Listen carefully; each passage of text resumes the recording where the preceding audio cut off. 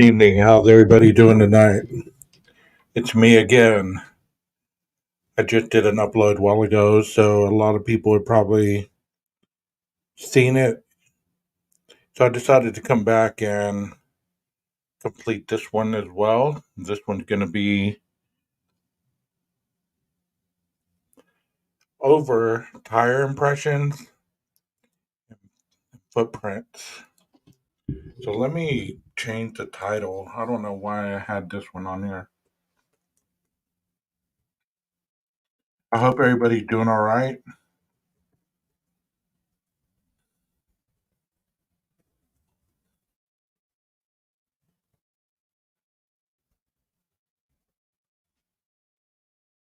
You know, one thing about situations in life is so fragile and fleeting.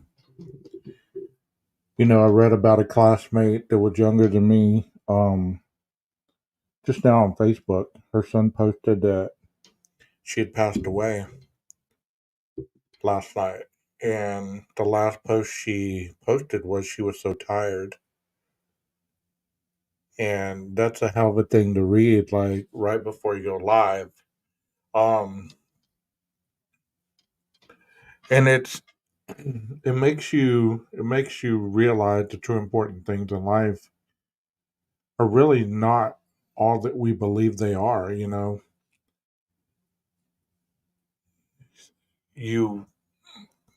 you have to really prioritize things in your life that are important and really worth fighting for and fighting towards. And a lot of this online stuff is just trivial in comparison to people losing their lives to cancer, people losing their lives to senseless murders and abductions and missing kids, and the important things that we should be talking about.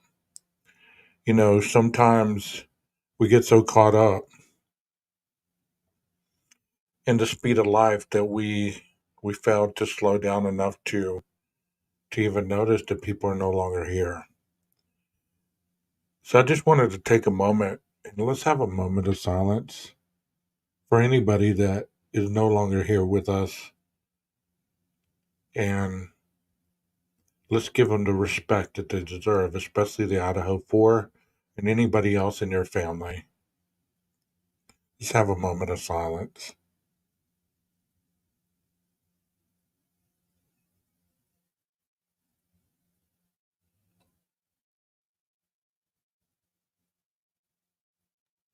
Okay.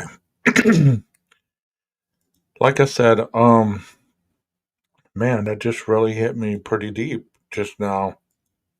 Something to see before you go live, I swear. People are human, and to be able to turn your emotions on and off like that, it's hard. You're here one day and gone the next, and it happens so quickly, and we act like we have forever. That's why whenever I do my live streams and stuff, I try not to create enemies because you don't want the last word that you said to somebody to be in anger and haste and turmoil. Hopefully, you tell people how you feel about them, and it's a good way. Um, I'm not trying to be a bummer here. I'm not trying to be a Debbie Downer, but I literally just read that as I was clicking the live button. So just try to hold on to the people in your life that are very important to you, and try to get along with people the best you can, and try to love yourself as much as you can, and have an understanding of a peaceful heart, a peaceful mind. And that's all I really want to say. I'm sorry about your friend also, Rondi. I know that was tough on you. And anybody else who's lost somebody recently or in the last year or last 2 years, my condolences go out to you and your families. because I know it can't be easy. Because not a day goes by that you don't think about people that were once here and are no longer here. And I guess that's why when I do this case in particular, I want to show the evidence more than anything based on what we've been told and give people an understanding rather than have them have mythical thoughts in their brains about certain things. You can believe it or you cannot, but I hope that you enjoy my content. And let's get this started. I did this one a year, probably, I don't know, a while back. It said Idaho 4, the tires are the missing piece, question mark. And this is footwear and tire track examination. So that's what we're going to go over to in this live stream. I hope you enjoy it. Read this so that you can understand it. It says footwear and track can be deposited on almost any surface, from paper to the human body.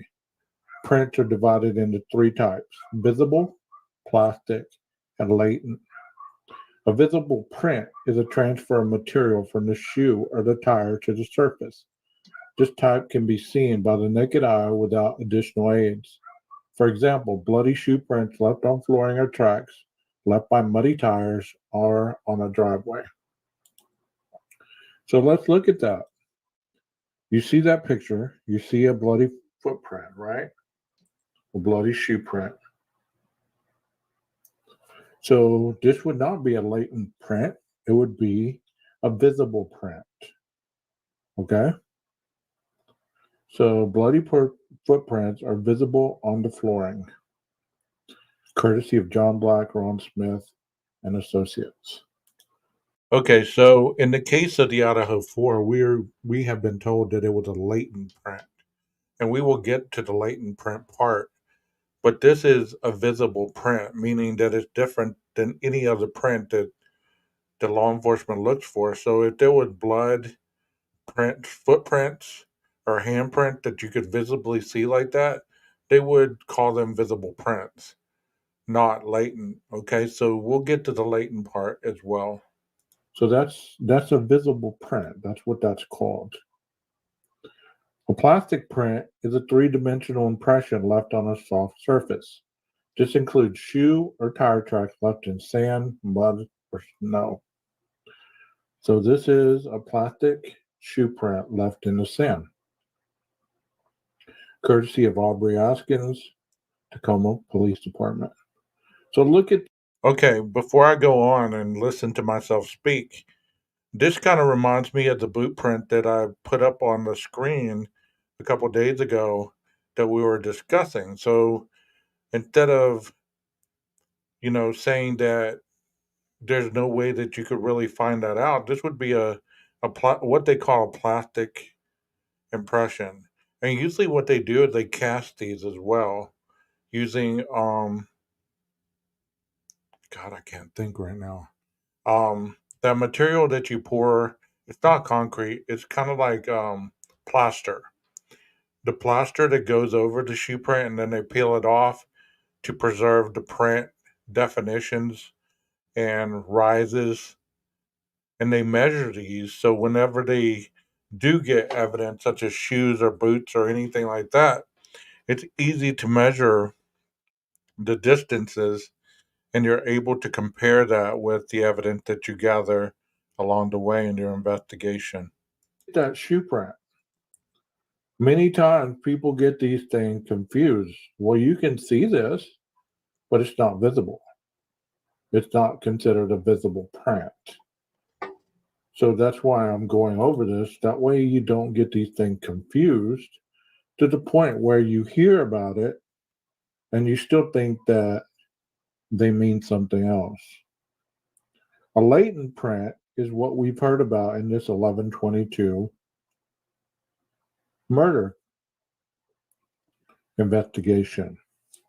And this is what it says. A latent print is one that is not readily visible to the naked eye.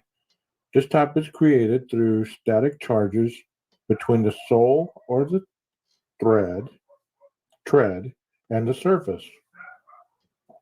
Examiners or investigators use powders, chemicals, or alternative light sources to find these prints.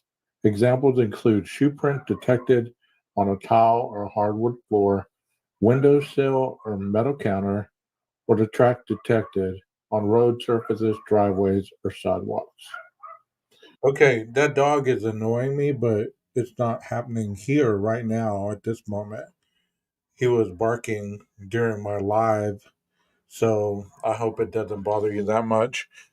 But that's all I can hear, the dog barking. The latent print is usually lifted with chemicals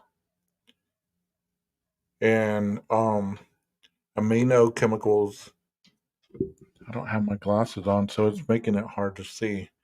But I'm gonna go over the collection of the latent prints. So here we go.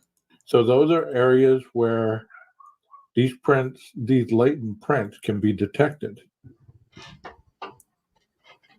Tall, hardwood floor, windowsill, metal counter, tire track detected on road surfaces, driveways, or sidewalks. So they're able to pull up latent prints that are not visible to the naked eye. They're created through static charges between the sole or the tread and the surface. So they use special material to bring these up.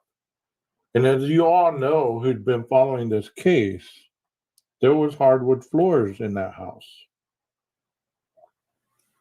So the latent shoe print that they found was one right outside Dylan's door.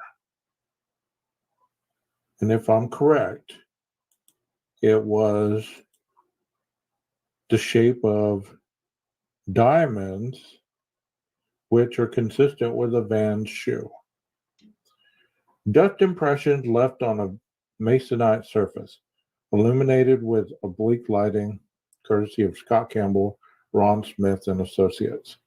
So this was on a laminate or masonite surface. So this could have been a countertop or something of that nature. Dusted for it, and this is what came up. How samples are created. Examiners use several methods for collecting footwear and tire track evidence depending on the type of impression found. For impressions in soil, snow, or other soft surfaces, casting is the most commonly used collection method. So making a cast out of the print. For imprints, examiners generally try to collect the entire object containing the imprint, such as a whole sheet of paper or cardboard with a shoe print. When that is not possible, for instance, if the print is on a bank counter, the examiner would use a lifting technique to transfer the imprint to a medium that can be sent to the laboratory.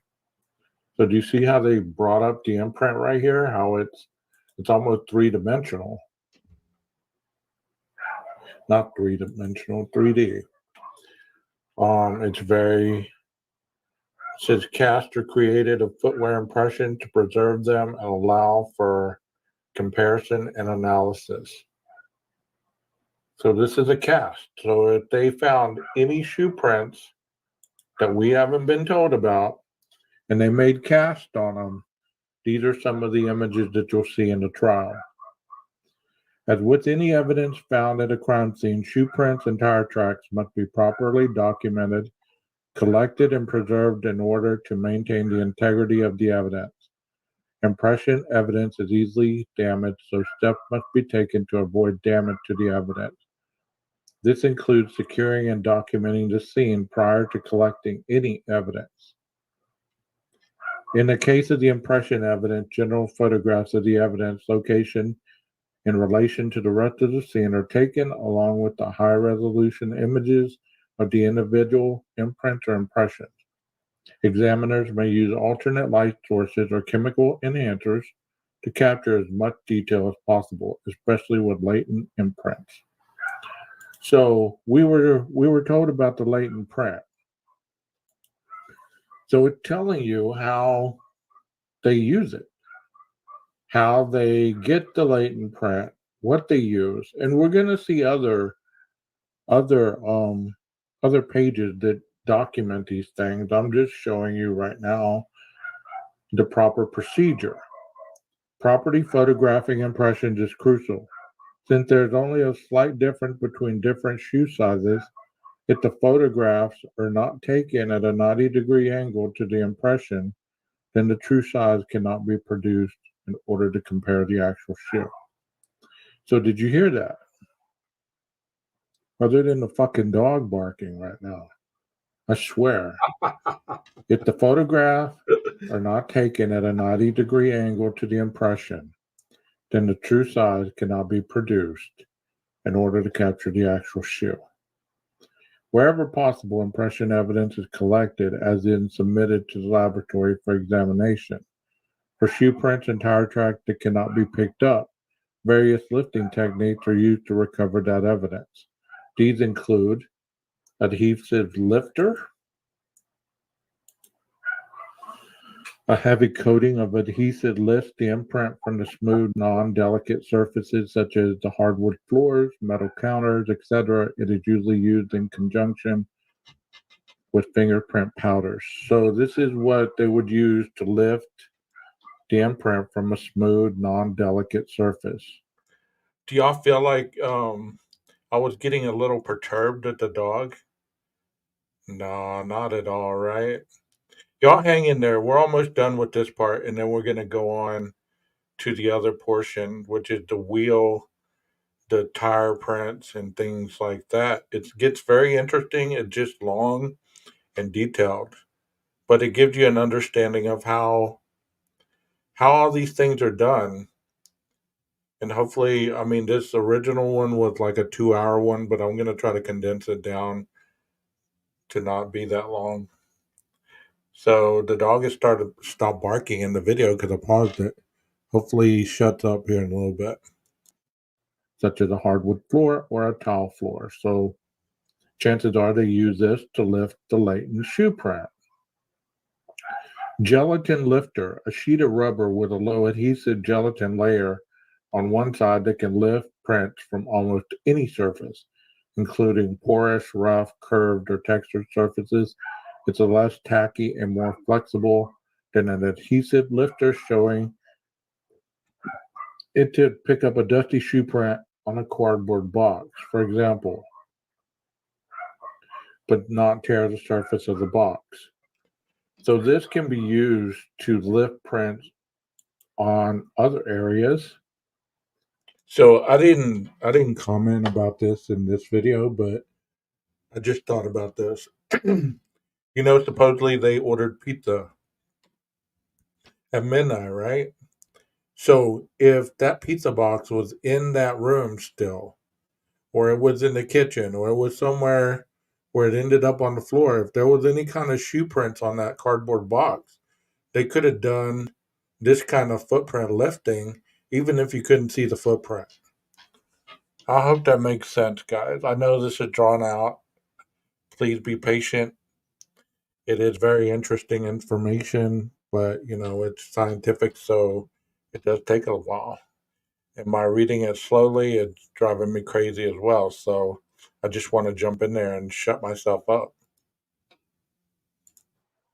And not destroy whatever is trying to lift it off of.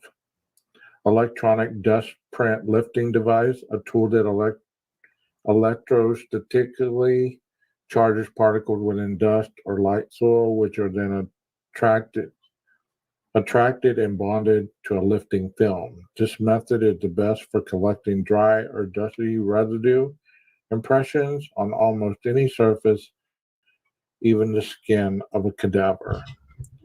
So this is a special machine that is used to lift prints off a cadaver. Any plastic or three-dimensional footwear or tire impressions can be collected by casting. Casting uses a powdered stone material, such as dental stone, that can't be mixed with water and poured into the impression. When it dries, this method creates a three-dimensional model of the impression. Imprints and impressions may be further processed to enhance or bring out additional minute details. For example, a digital enhancement program such as Adobe Photoshop can be used to improve the quality of a photographed tire track. Fingerprint powders and chemical stains or dyes can enhance the image color and increase the contrast against the background. This enables lifted or casted evidence to be photographed or scanned. So if you look at this is a faint bloody shoe print on linoleum. This is enhanced by treatment with a chemical, Blue Star, to allow a more detailed photograph to be taken of the evidence, courtesy of Eric Savicki, Boston PD. So that's interesting. This is a faint bloody shoe print. So if there was any bloody shoe prints in that house, chances are they'd have lifted the photograph with the bloody shoe print on it and casted a chemical for more detail on the photograph. Comparison examples are usually taken from suspect or suspect vehicles. Shoe samples should be packaged to avoid cross-contamination. I know I'm driving myself crazy with my own voice. I'm like, shit, speed it up, bro. Speed it up. Hooked on Phonics worked for me, right? Read a little better too. Like, man, come on. Maybe I ought to just watch this without the voice on. That way I can talk about it live rather than listening to myself read it. Let me do that.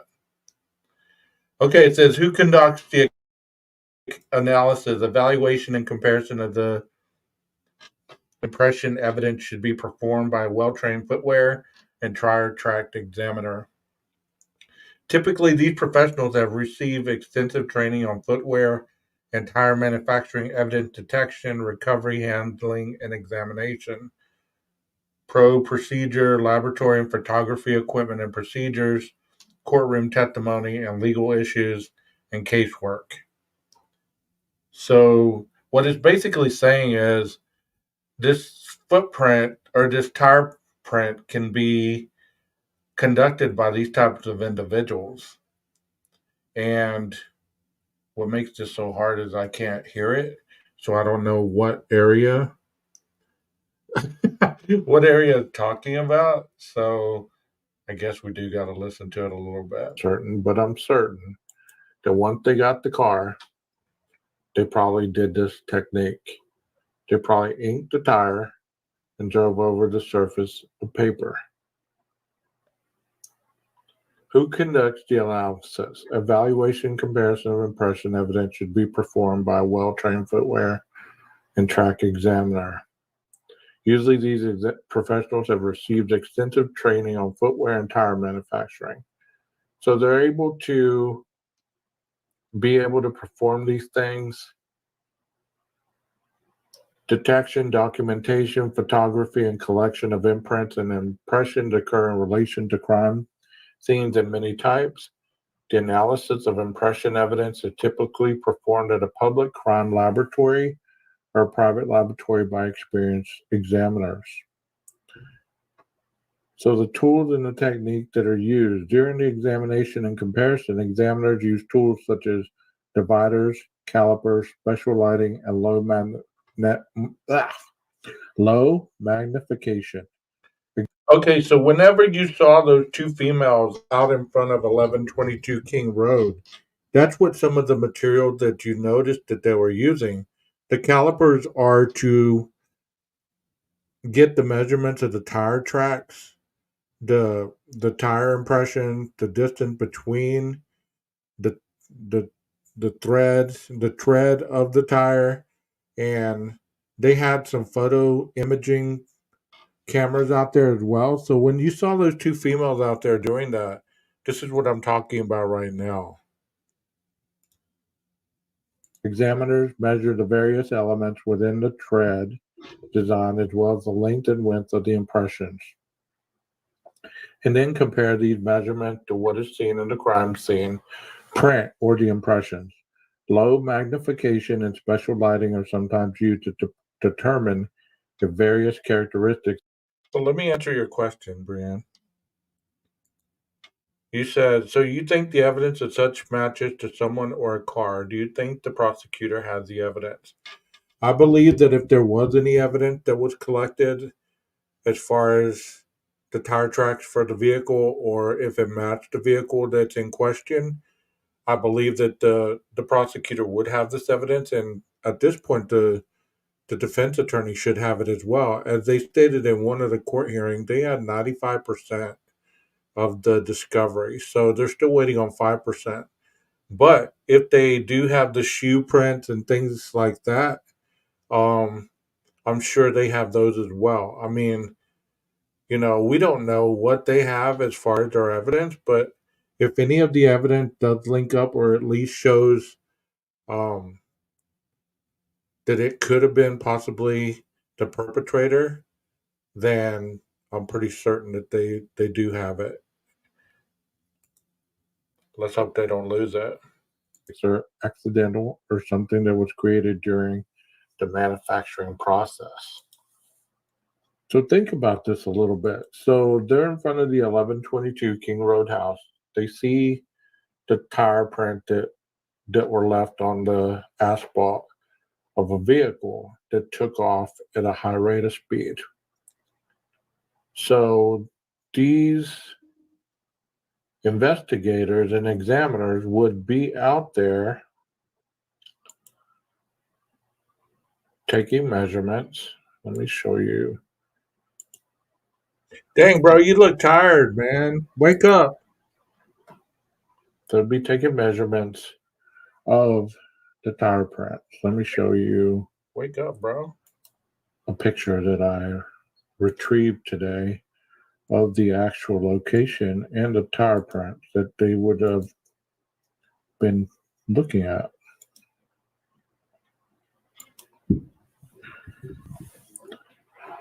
Here we go. So these skid marks right here, if you don't know the area, this is King Road, this is Queen Road. So these, amongst any other skid marks or tire prints, see there's one right there, there's one right there, there's one right there, there's one. There were some up here that I remember seeing another photo. See, these skid marks right here have been put into question because I don't know if you can see my pointer, but it goes into the driveway right here. So these skid marks right here have been put into question as if these were old. And whenever I played a video of Xana doing that commercial, it looked like one of these was there already. It might have been this one right here that looks like a L. It looks like this one might have been there, but there's another one right here where they're looking at. So if it was a one-tired vehicle, like if I heard it explained like this, if it was a rear wheel drive vehicle, one wheel from the rear would be spinning. So that would make sense if the car came around the corner and started, stepped on the gas and spinning the rear tire and then took off. That would make sense. But if these were already here, then they're just basically doing something that was already there. And I'm sure they're doing it not only to get the evidence, but they'll also rule out certain evidence. Like by doing this, they could rule out, well, that's not part of the crime. So that's another element to all these theories is individuals feel that they're just trying to gather evidence against the individual. They also try to rule out evidence against the individual at the same time. So they don't waste time gathering all this stuff to only get it thrown out in court. And I hope that makes sense as well. See, I don't know. I remember seeing another photo of that. I'm not certain if it's going to be on. Even when the soles may appear clean. I have another picture of that. Like you can't. So let's go ahead and talk about the shoes. Would not be plastic. They would not be latent. They would be visible.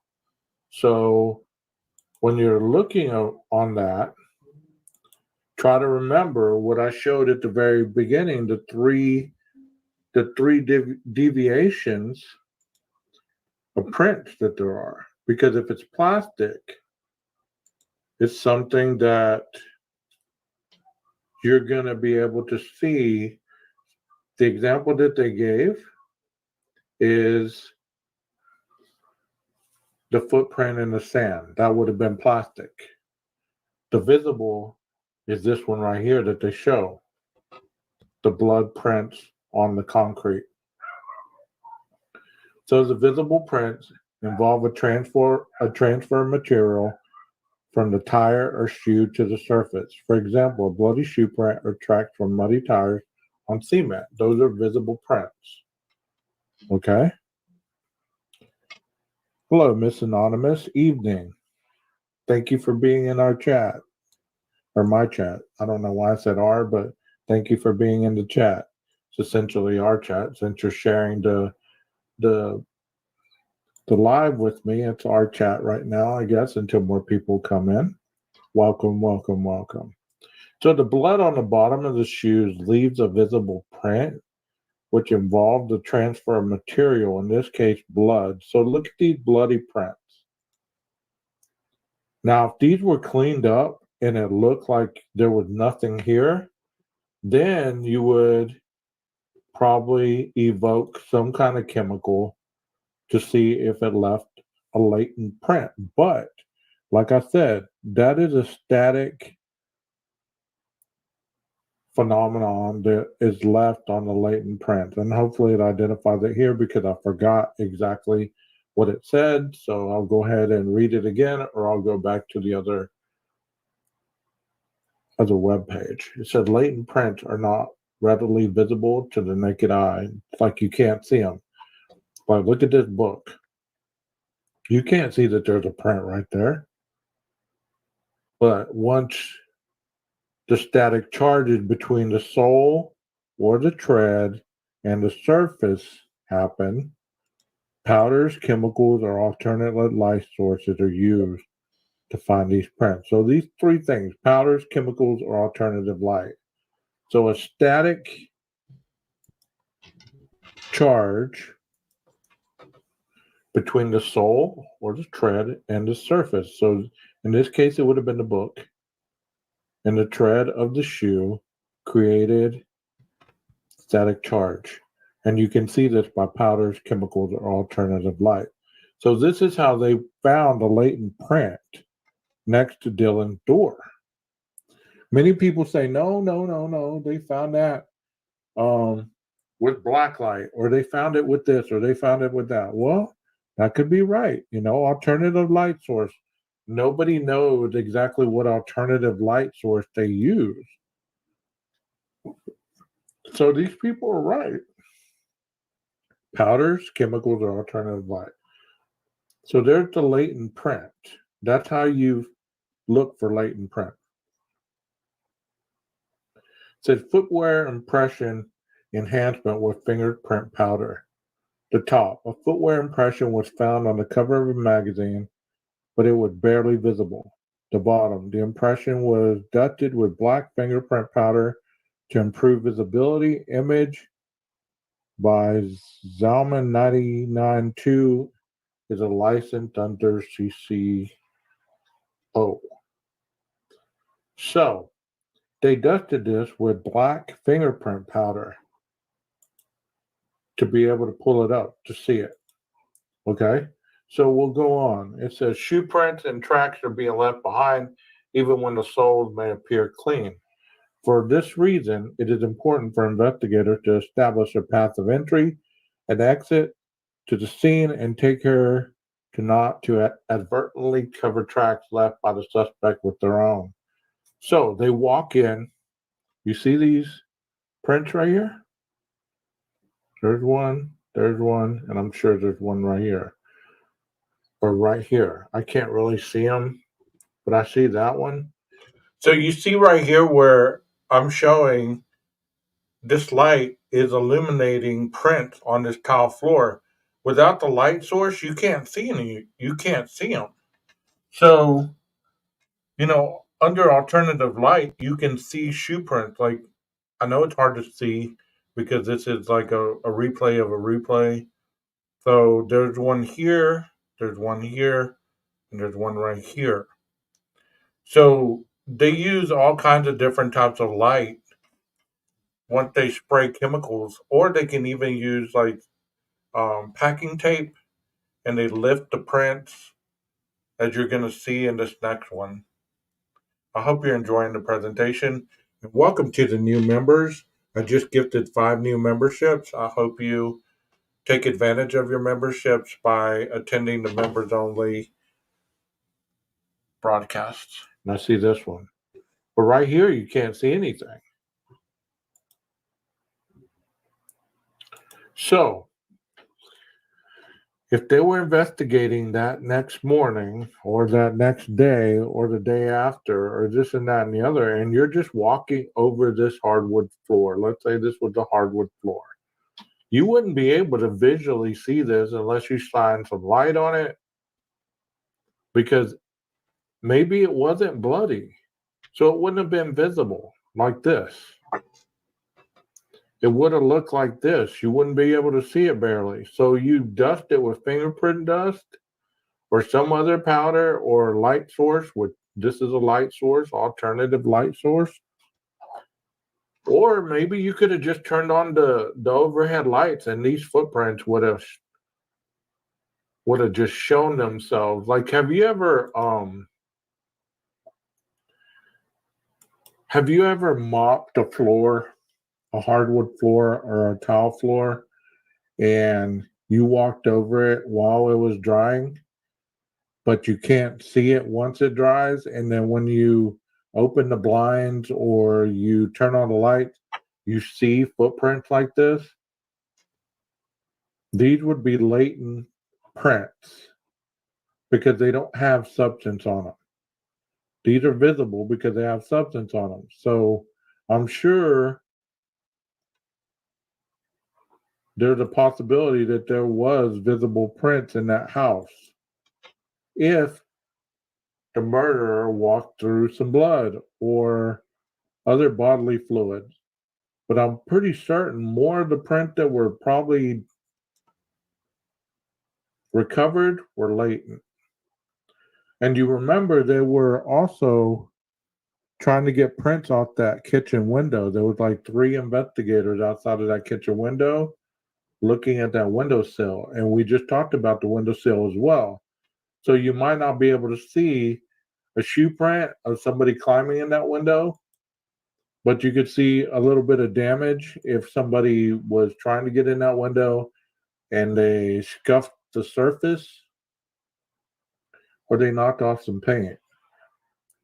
It says, it found at the scene, visible and latent prints are collected in similar ways. If possible, the surface of the print is collected, it's submitted to the lab. This would be possible if the shoe print were on a rug or a piece of cardboard. In most cases, however, the examiner must use lifting technique to collect the print prior to sending it to the laboratory. Adhesive lifter used on non-delicate surface such as hardwood or tile. So they could have used this as well. Here he's using dust or powder and then the adhesive to lift the print onto the adhesive. They could also use super glue. They heat up the super glue. Where it's a gas, and then they throw it into an area that they want to lift some prints or something on. When it dries, you see the prints on the super glue, and it's kind of like this. You just peel it back and you get the prints. Like this, you'd be able to lift that shoe print onto the adhesive because this would be able to pick up the powder onto the adhesive. But you have to be very careful that you don't contaminate this with your own gloves, because if you've been touching other footprints and they get on the gloves and then you touch it with your tips, then you put other powdered footprints on this latent sheet. Hi, Paula. How you doing? Wow, I guess Paula, you had just came on to the live right there, and I was acknowledging you. So, hi, Paula. How are you doing again? Let me acknowledge some of the people in the chat right quick to kind of give you a reprieve from the monotony here. Stevie B, hello. Aquarius, Rondi, Paula, Doc, Southwest Butterfly was here, Texas Rangers here, and anybody else who isn't in the chat and you're just watching. I hope you're enjoying the presentation. I know it's long and drawn out, but it's very informative, and that's what I aim to get people awareness of certain things, because when you hear about the latent print, individuals only feel like there's only one. You know, we weren't told it was only one latent print, you know. We weren't told that. We were told a latent print was found. So could it have been a shoe print? Could it have been a partial shoe print? They didn't go into description, so we don't know exactly how much of the latent print was really found. They didn't say a whole latent print was found. It could have been a partial. Could have been the heel. It could have been the toe. Could have been the middle. You know, so um hey, no problem, Stevie. You'll do great. Just get with the other mods and they'll kind of, you know, put you under their wing. Not Today says, how do you think they knew the exact model of the K bar? A number of models could have fit that sheath. That's a good question. It's a very good question. Um, if I'm a guessing man, and I would have to be a guessing man, to answer that question, because I'm just putting this out there.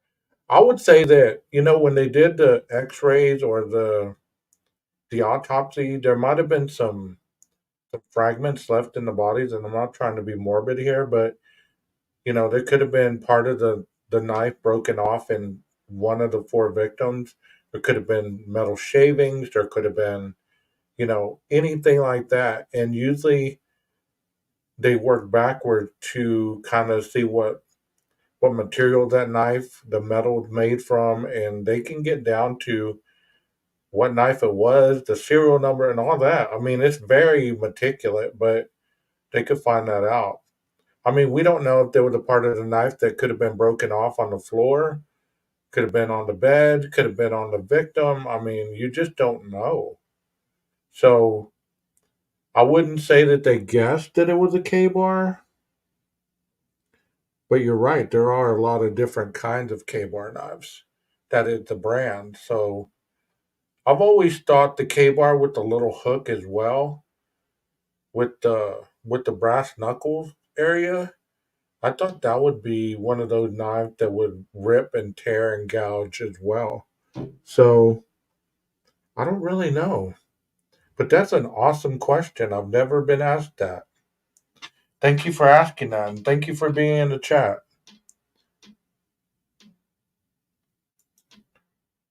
Okay, let's move on. Let's move on to the video.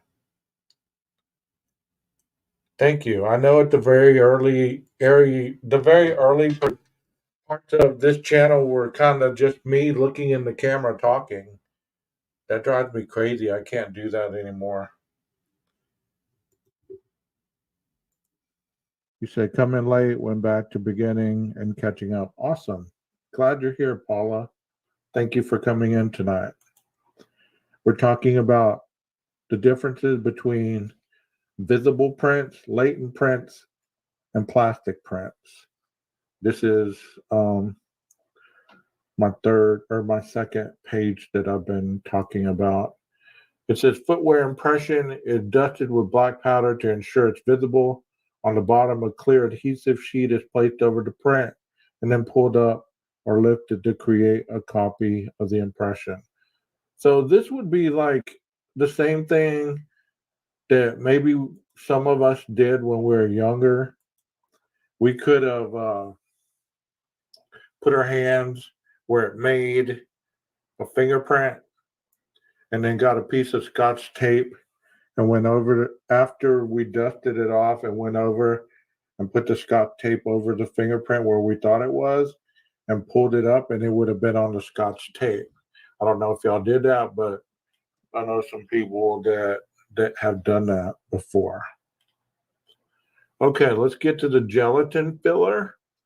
This would be a sheet of rubber with low adhesive gelatin layer that can be used to lift prints from more delicate surfaces.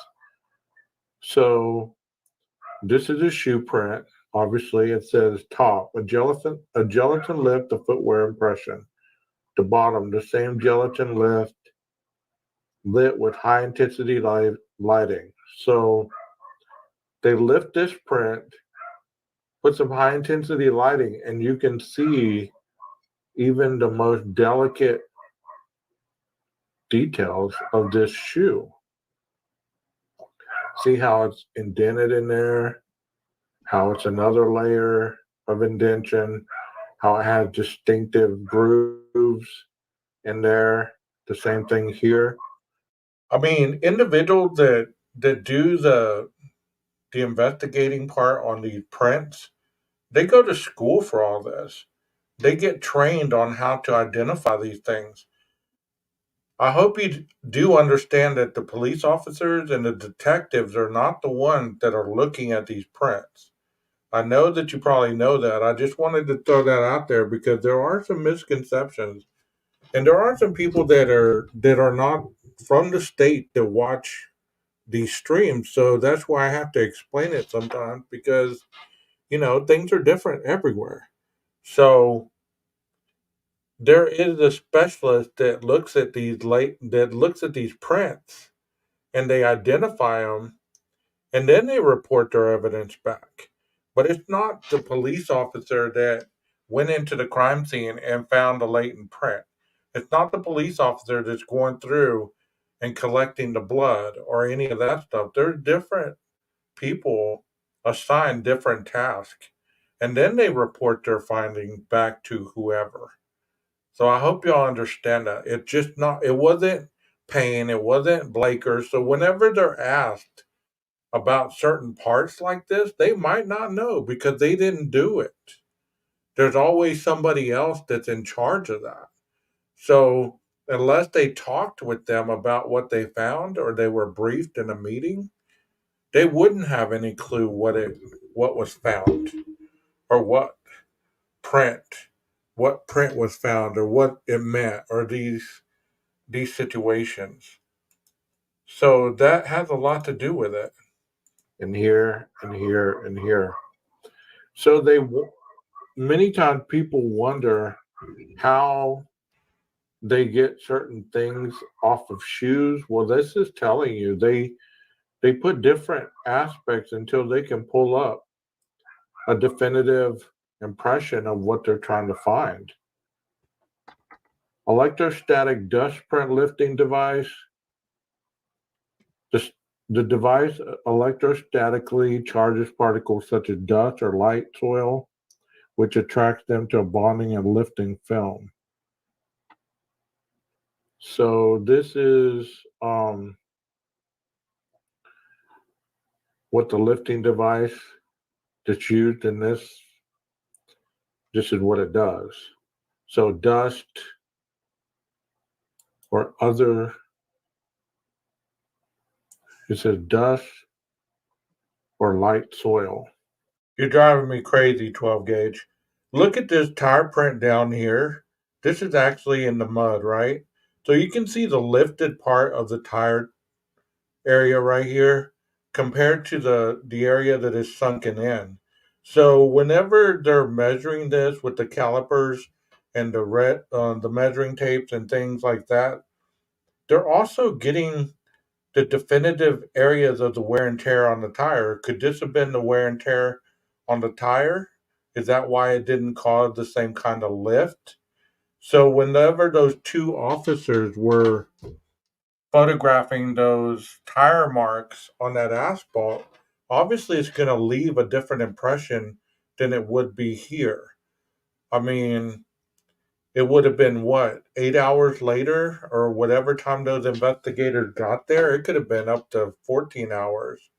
And there could have been a lot of people walking over those footprint or those tire marks. There could have been people driving over them. I mean, there could have been a lot of evidence lost because they didn't quarantine the whole scene off. Because there were trucks parked by the dumpster. There were trucks parked in front of the house. I mean, and you know that people drove through there that morning, so there's a lot of evidence that was compromised, I'm sure. Plastic prints. A plastic print is a three-dimensional impression left on a soft surface, such as sand, mud, or snow. So if you remember in those pictures where they're looking for the tire prints, there wasn't any snow yet. There wasn't any dirt other than in the driveway. They had some kind of black asphalt type um, covering over in the 1122 King Road driveway. So maybe they were looking for prints. So they would have been looking for plastic prints. I don't understand why they call them plastic prints, but it looks like they're lifted to form almost a plastic impression, you know? So you can tell the width of the tire, the depth of the tire rubber, and any kind of special grooves that the tire might possess. Like this, it looks like it has some wear on the outside of the tire. So that would tell you that the vehicle probably has an alignment problem.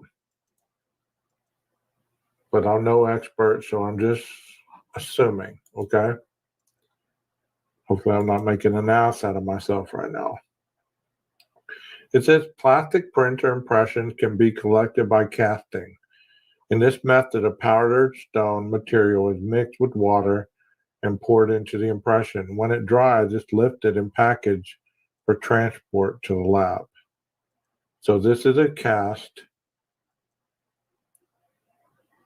of stone material that's mixed with water and powder. It's poured into the impression, it's lifted and sent to the lab so that they can find the grooves.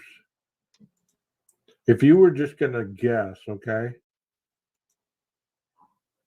You in chat, I'm asking you. So here's an interactive portion of the live. If you were going to guess what kind of shoe this was, write down your answer. What kind of shoe is this? Yeah, go ahead and write that. And based on your own knowledge, what kind of shoe is that? Let me see your answers. Look at the bottom of it and give me your best observation of what kind of shoe that would be.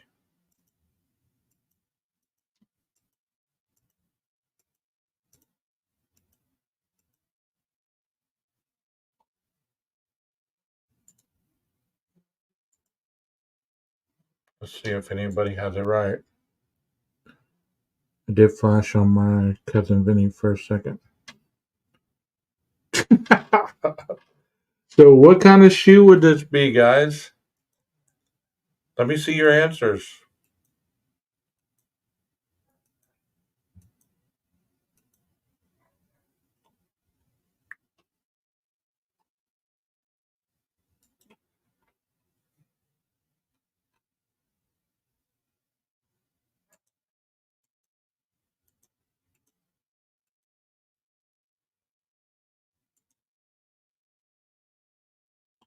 Somebody says sneaker. Another person says sneaker. Paula says boot, something with a non-slip sole. I definitely see a heel, so a boot. I would say it would be a boot as well, because as you see right here, as you say the heel, and then there's a little dip right here, and then it's a lift, and it's almost canvassed on the side like that. it would be a boot. Let's see what 12 gauge says. Knowledge of shoes. About what size would you say this was? And would you say this is the left shoe or the right shoe? Come on, let me see your answers. Come on, bro. You have so many questions, Y'all man. can hold off on the beginning stuff. You can go back and watch that later. So here's the question. What kind of shoe is this? Left or right shoe? And what size would you approximate this to be?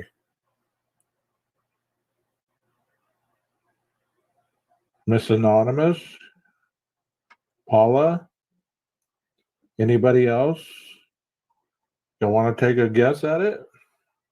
See, there wasn't a What lot. size There wasn't a shoe? lot of people in the live. What kind of shoe? That's why I'm kind of Left or right impression of the shoe? Ronnie says 10 to 11.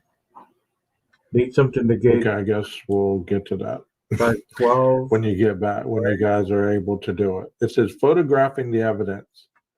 Prior to collecting prints via lifting or casting. Okay, y'all were right if you said it was the right shoe and it was about a size 10, 10 and a half, I would believe. But it didn't give me that. But I was seeing exactly what kind of perception value you saw based on what was being shown to you. Because a lot of this has to do with your eyesight, because you're at that moment looking at it from an angle right there. You're looking at it from an angle. So you're not looking at it from dead on. This one, you're looking at it dead on. So you can see this is different than the boot above it. Maybe a size 9. I would go with that. Sufficient photographs should be made of both the evidence in the scene, long range and mid range, as well as the high resolution images of the individual prints or impressions. Investigators must be sure to take photos of the tracks or prints at a 90-degree angle so the true size can be determined. A scale should also be included when photographing evidence. Alternative light sources or chemicals may be used to make prints more visible prior to photographing them. So, here's another question for you guys once you catch up to this part. If you were going to guess, looking at this print, what kind of shoe would you say this was? Or is it even a shoe? Is it the right or the left? And about what size print is this? This is a footprint under UV lighting.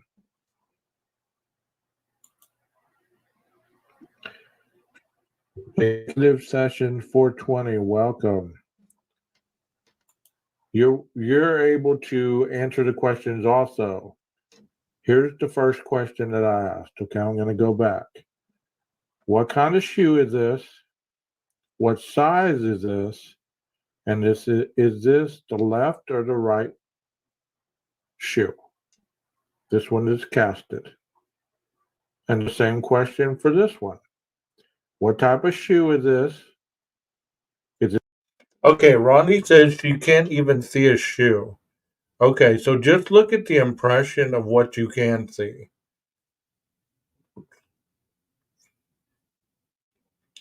Here's part of it, and here's the other part. So this is a bigger shoe print. And it looks like this one's on a couch or something like that. So this might be a sneaker. I'm not sure.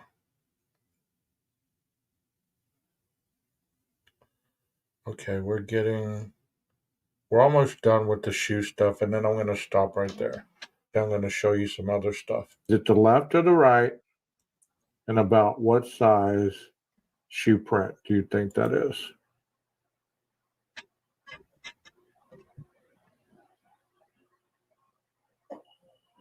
Anybody that's in chat can answer this.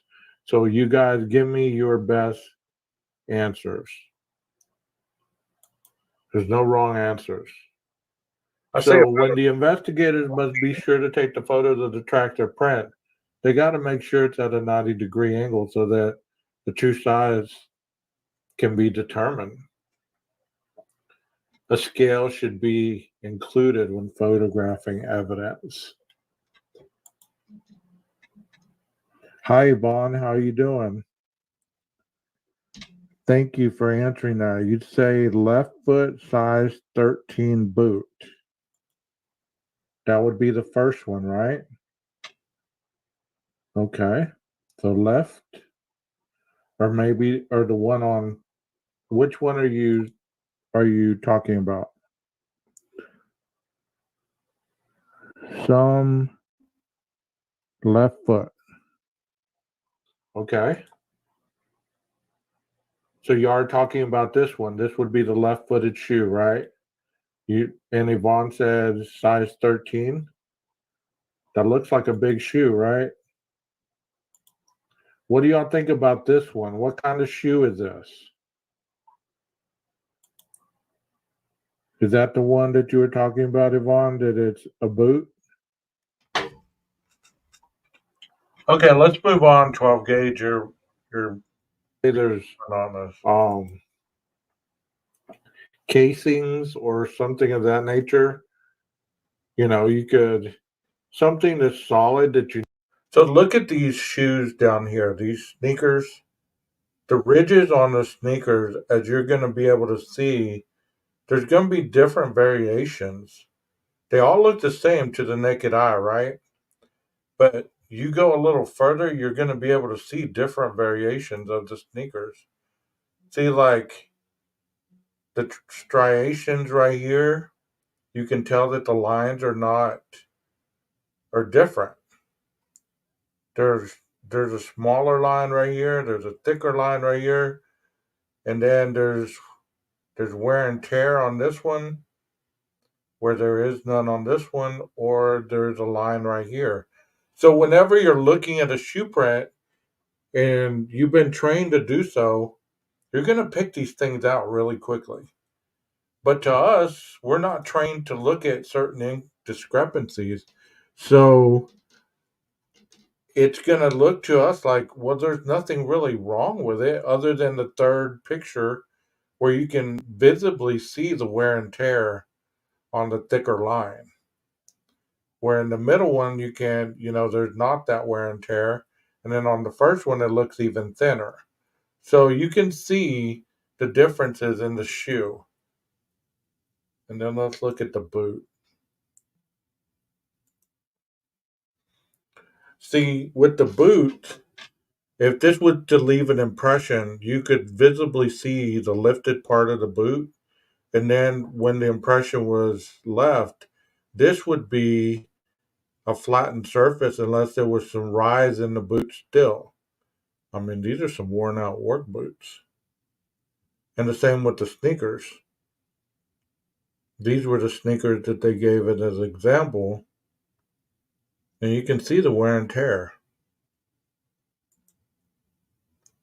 And somebody was mentioning, I was talking with somebody the other day about, possibly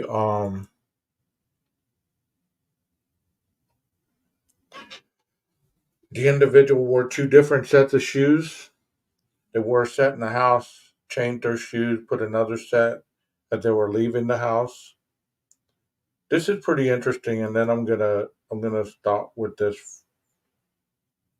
Criminal at a crime scene, and an investigator is able to identify the suspect thanks in part to the tire tracks linking the suspect's car with the crime scene. How do investigators go about preserving this kind of evidence, and why is it important? This lesson goes over some of the important fundamentals behind this. Why bother with tire mark forensic investigation? Well, a lot of crimes, from burglaries and robberies to stalking and kidnapping, are committed by people who must have a means of getting to what will later be the crime scene.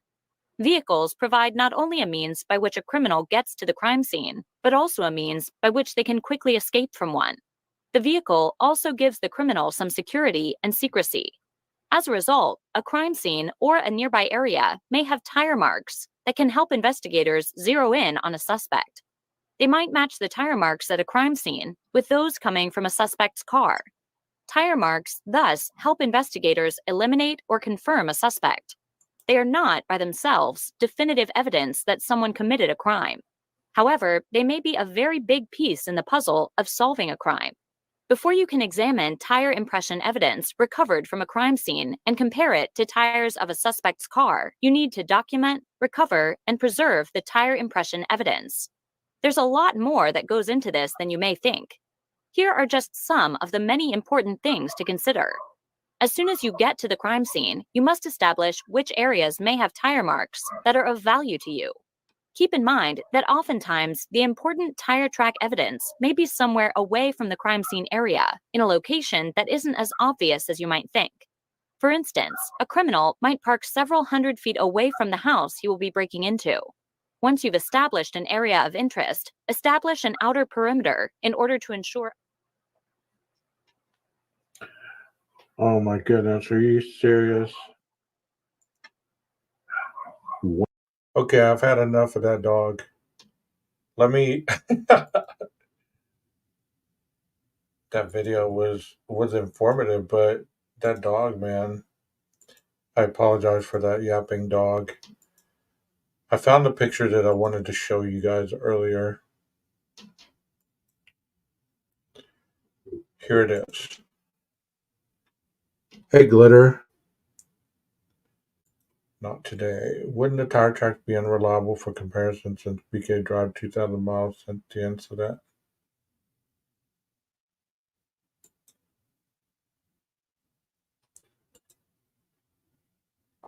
That's a good question, but as you can see right here, let me take your comment off here. As you can see, let me see if I can bring this in a little bit. What I was showing you earlier was the tire marks over here to the right of this officer. They're examining this tire mark. You see it? This is the tire mark they seem to be examining. So, if this was the tire mark of the vehicle, look how close it got to the wall right here. This is the wall. So, it would have barely missed that. And back to your question, would it be admissible since the incident? Well, I'm sure that they could tell the wear and tear of the tire. If I'm not mistaken, I've heard through various conversations throughout the time the crime was committed that he even that he got new tires. So there's a good chance that,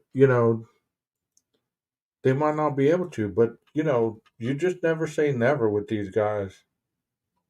Tread wear may change, but they may be using composition of the tire material to compare. Yeah, like what kind of tire it was.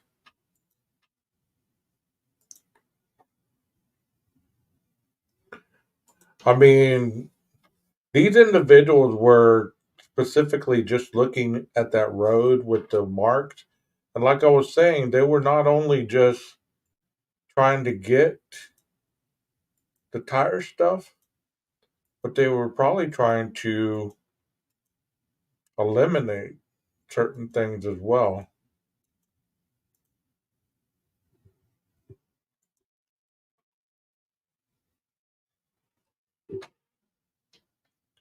I mean, it's just an interesting case with so much stuff associated with it.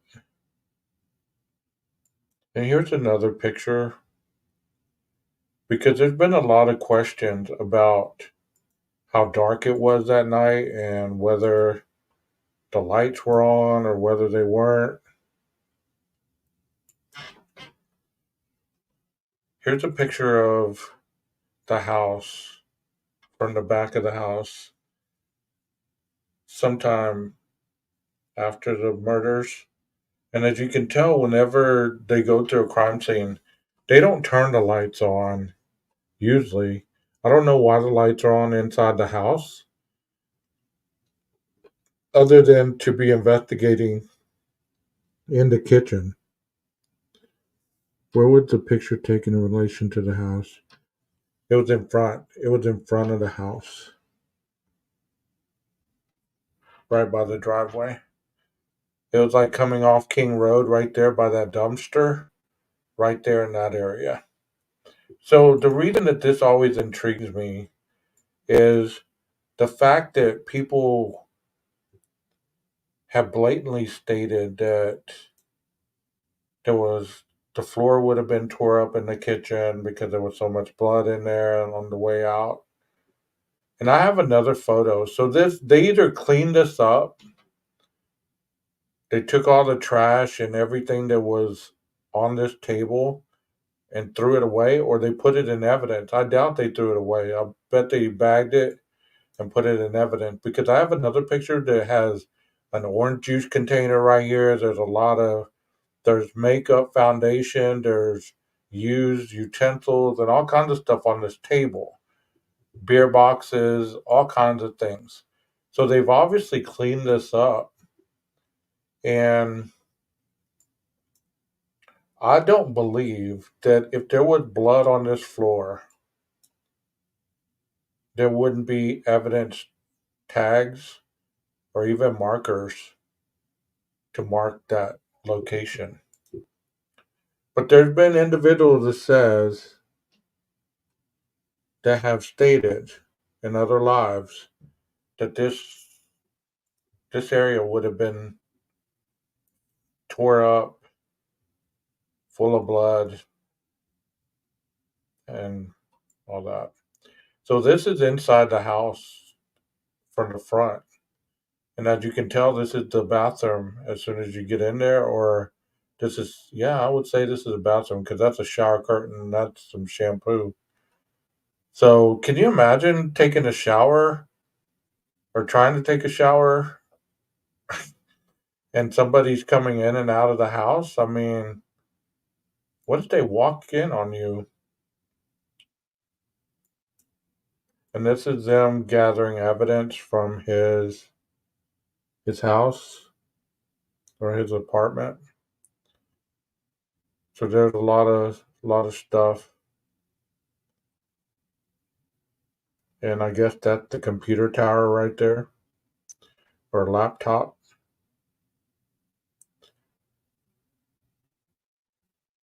And when people say, well, they contaminated everything, they're not wearing gloves right there. Well, they're not searching for certain materials in that aspect. In that picture, they're not searching for DNA, they're not searching for blood, they're not searching for any of that. So whenever they dust for prints, they already know they have these officers' prints in their database. So anytime they run the print, the computer is going to know that these are the officers' prints versus the perpetrators' prints. That kind of looks like the same lady that was doing the tire print impressions. State Police Forensic Unit leave with bags of evidence from the dorm room at apartment 201, the G building in Washington State University at Steptoe Village where the suspect lived. And these are different officers in there. See, this is how evidence is usually bagged and tagged. It's closed. There's a chain of custody right here. This is for bigger evidence. It could also include shoes, clothing. That's what this bigger evidence is usually for. These bags. Same thing with these things. She's obviously turning her head. She doesn't want to be photographed. I don't blame her. Just trying to do a job. And I posted this picture one day, and I've asked on my community thing, and I was saying, well, what could this guy be looking at with that flashlight? What could be going on through his head right there that he's looking at with the flashlight? Did he see a fingerprint? Did he see a handprint? Did he see something there?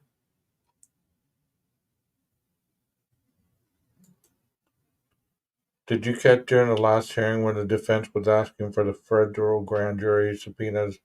They stated the prosecution was still investigating alternative suspects over a year later. I didn't catch that, but I mean, that's a very good chance they could be.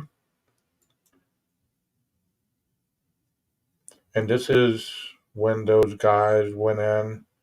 This is one of the guys that went in with the cowboy hat guys, and he's obviously looking at the windowsill. This is the windowsill in the bed in the living room. I don't know what he's looking at. There's Bill Thompson.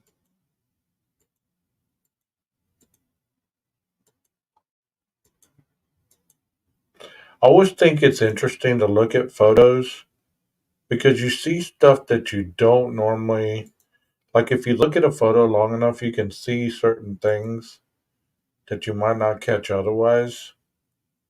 Kind of like this photo right here. I'm not ignoring you guys. I'm gonna put this up and then I'll answer your chat questions. That's why I always like to have a co-host sometimes. Like this would be looking out the slider, right? So look at all the areas that are able to see your house. So they say that he wasn't being, these individuals were not being stalked. But you can't tell me that people weren't watching this house. If I lived in this house, you know damn well if I came out on this patio, I'd be looking up here to see if I could see what was going on.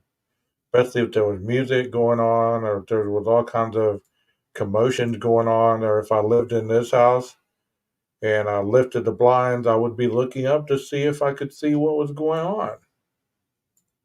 No matter where I lived over here, I would be kind of peeping over here and not being a pervert, but this is a room full of a lot of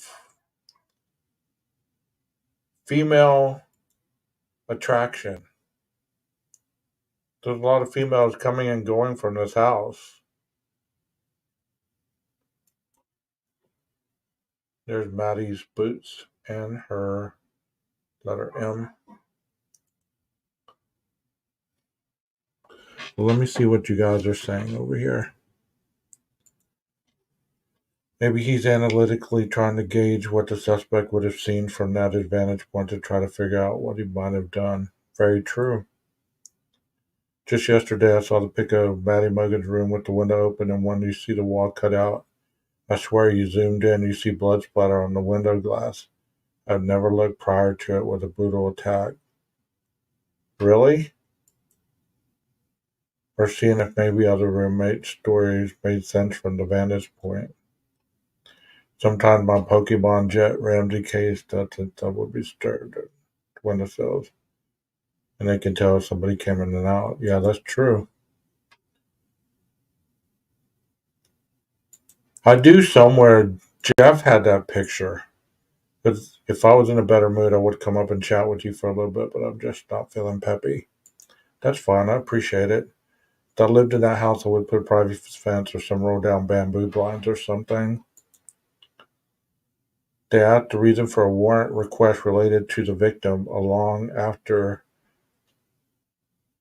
there met alternative suspects. I love those boots. Let me see if I can find that cutout picture again. I have to go through so much stuff to find things. It aggravates me. But it's all in my email, but I have to go through so much stuff to find it. I know what I can do. I can just put the video up that I did the other night, and it's in there. Let me play some music while I'm doing this, guys.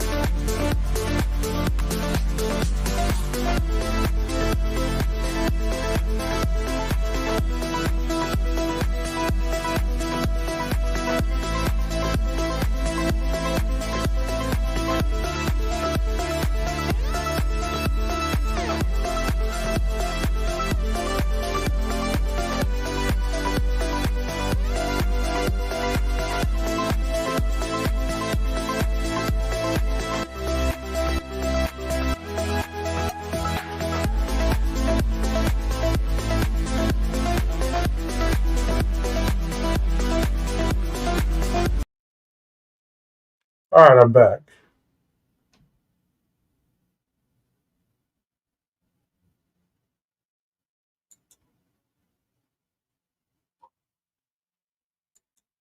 Okay, I found it. Um,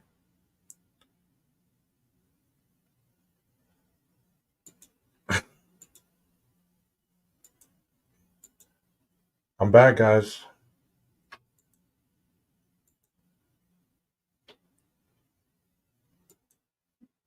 I was wondering about Rondi, Stevie. I'm gonna guess you're female. Let's see. You should look into the mayor how he was convicted based on DNA. Blah blah. Blah Matt to anyone is compared to. I will do that.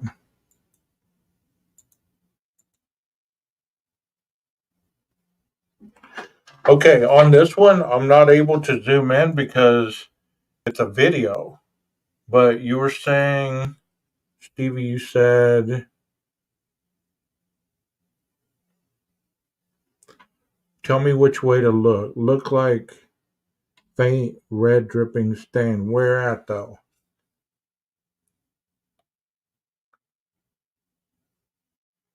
On the glass?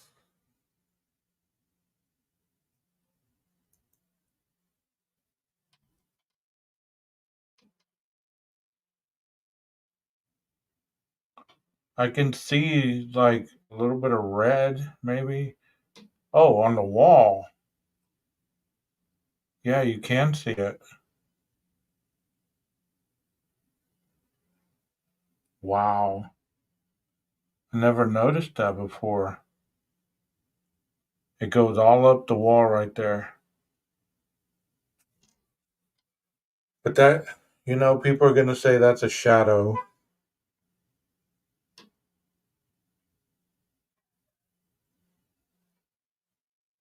People are going to say that's a shadow, blah, blah, blah. But I'll see if I can find that picture and I'll post it on the community page. And I'll even, or what I could do is maybe, well, I can't do it on this one because it has Jeff in there.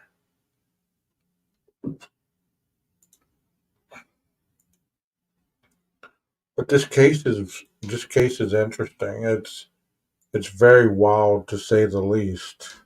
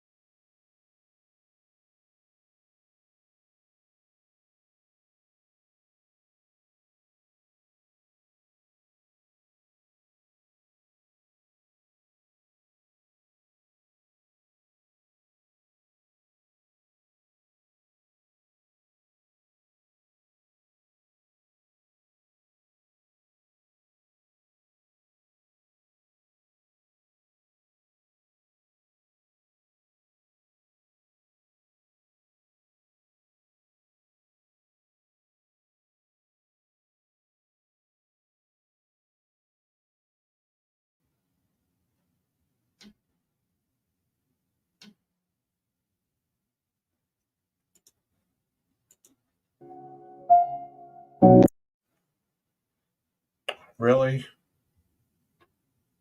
New photos of Maddie Morgan in her room on King Road. Okay, there it is. There's that wall. So she had all this stuff over there. That is a little table. So I wonder why they cut that out.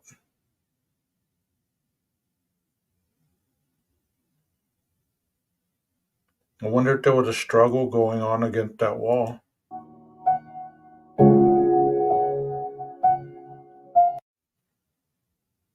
Her room was small.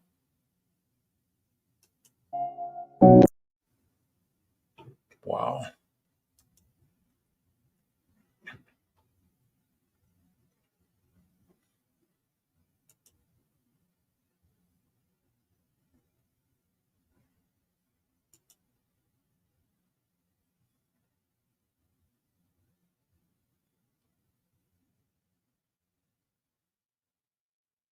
Hold on, I found something else.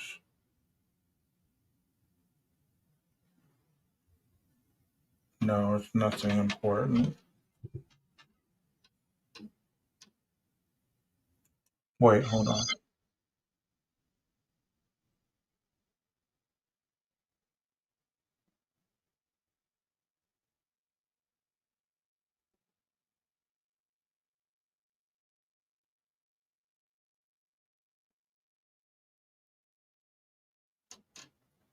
Okay. Anyways, let me get back to you guys. Something must have happened on that wall.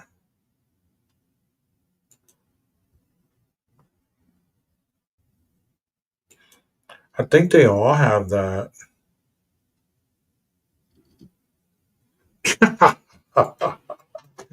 Thank Jeff. Oh, we have an inside joke about that. Thank you, Jeffrey. Let me get to the email.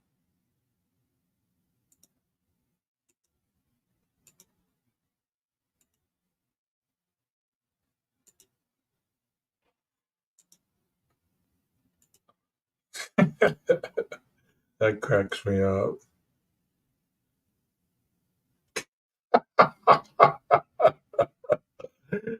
Oh, I just remembered our inside joke on that.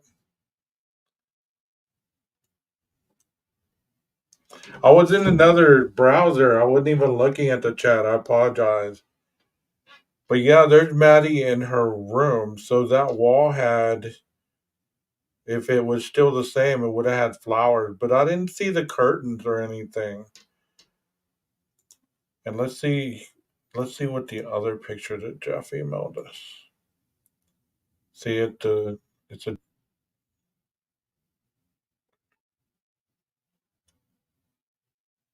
there's the boots. There's,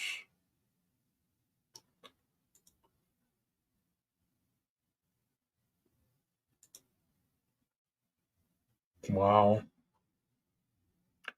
What do y'all think, guys?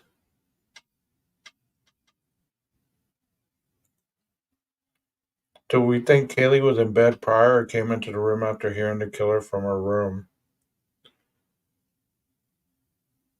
I believe that Kaylee came after the killer came into the room.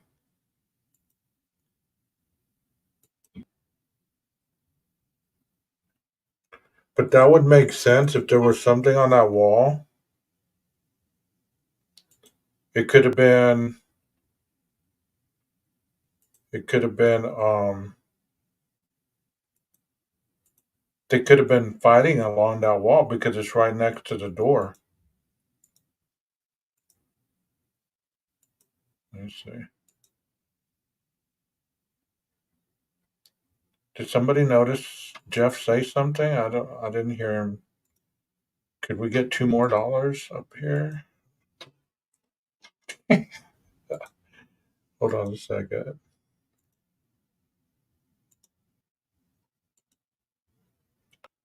Yeah, there's her boots.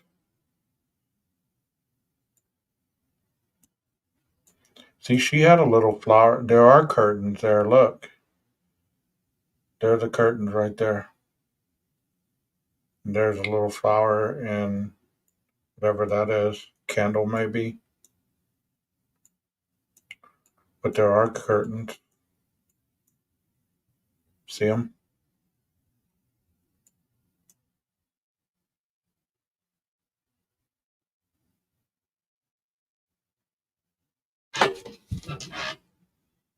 I wonder what that is like in the background. It's so dark you can't see anything back there. But you see these red areas right here? There's a berry. And people early on were saying that that was blood. There was some reddish stuff on this. And people were saying it was blood.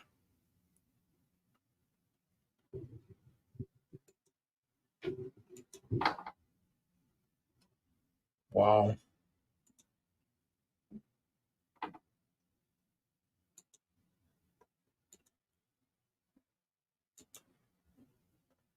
I think everyone thinks different. I think they were in the same bed when it happened. Why would it be in Maddie's room when Kaylee had the bigger room? You're right. I mean, I've heard that as well. I get that she ended up there. Maybe she was thrown onto the bed and attacked. Yeah. Is that the door to the hallway? The one that I showed earlier, yes. I like this 3D imagery because it takes you in the house and you can actually move around like as if you're actually in the house. See, so we concluded that this was a wall that had the cutout. This is where the mirror, this is where the flowers were. Her boots were in this window right here. She had a little basket, the little tree, the lights. Her clothes were in here. She had a little stuff going on over here. But it looked like her bed wasn't this big. It looked like her bed cut off about right there. Like if it was a little more than a twin, it might have been a full size. This looks like a queen. It might have been a full size bed. And here's the door opening. See, it always confused me because I always thought that the bathroom was in Kaylee's room. But here's Kaylee's room right here.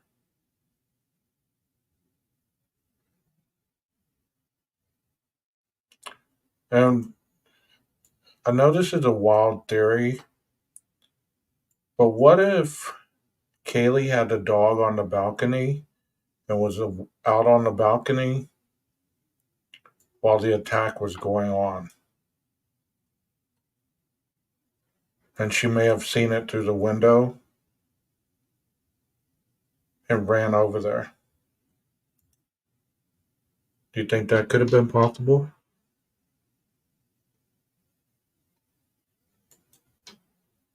Did you ever see the video of Maddie doing that silly thing? Yeah, I did.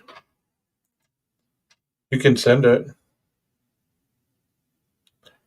But I'm saying, what if the dog was out on the balcony? Because there's a dog bed out there.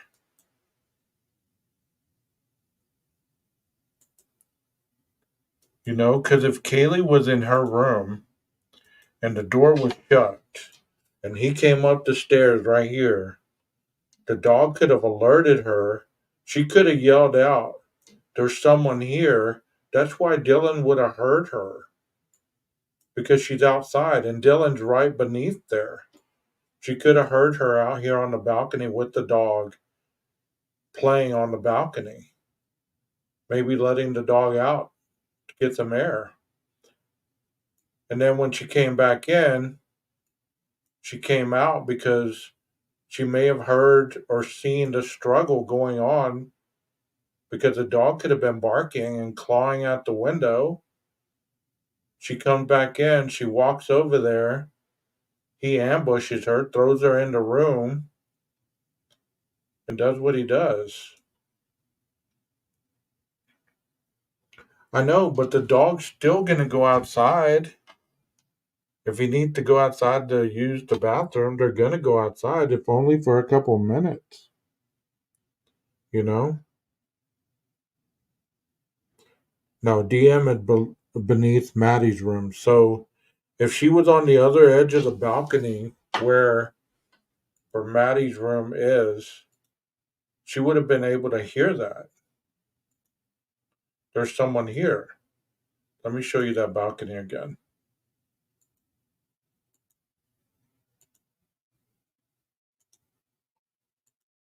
Because this balcony goes all the way around.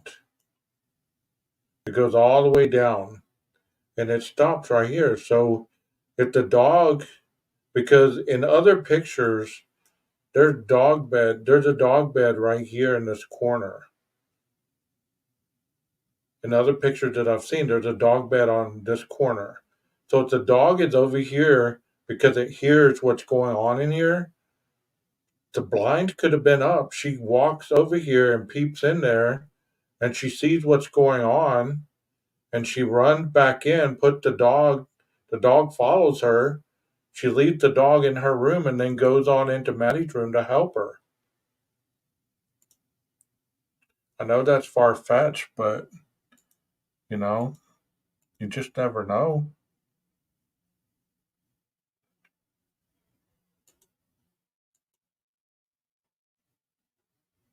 Because here's the bathroom right here. All this is the balconies on the outside right here. And it goes all the way over here. So all along right here. Wait, wrong part. This is the front of the house. It goes along the back side. See how easily it is to get turned around? Or maybe it's just me. Maybe I'm just getting tired. See, this is going up the stairs. This is Kaylee's room. Over here is Maddie's room. And this is the back of the house.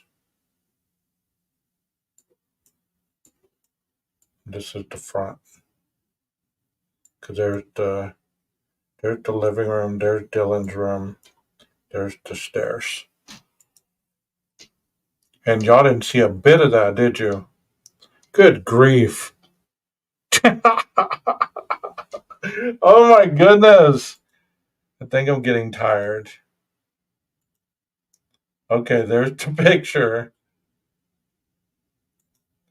Okay, as I was saying, there's Kaylee's room. There's Maddie's room on this side.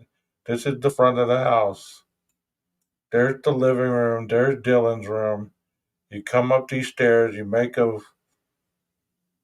turn, and it's right here. And the bathroom's on this side. So this is the back of the house. So the balcony is basically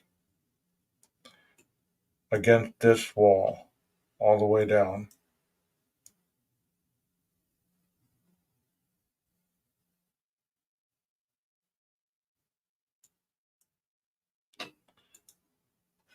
Yeah.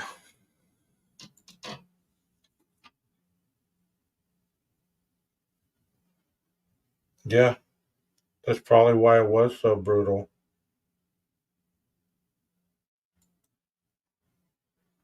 I mean, you think of all this stuff and you're like, there had to be a reason why. See, here's Dylan's room right here. See, if she was out on the balcony, it's basically right above on the corner right here above her bedroom. So if she's yelling, there's someone here, she would have heard her. She would have heard her playing with the dog. Because otherwise, she was listening to the attack going on. I don't know, I'm tired and I'm getting confused in my head. I better sign off before I get blocked for another week. But I appreciate you guys, and we'll continue this, I'm sure.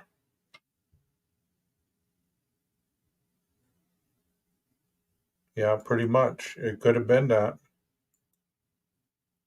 I think Murphy was crate trained, and in his crate, I don't think in panic she would have had stopped long enough to keep inside room.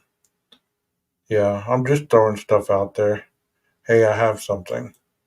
What? Make it quick. Would be interesting to know if he was crated or not. Yeah, as long as you make it quick, let me give you the link. I've already been up here 2 hours. I appreciate you guys that have hung on this long. Here we go.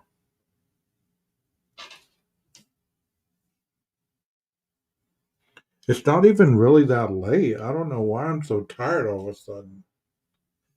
Just looking at this computer and zigzagging back and forth.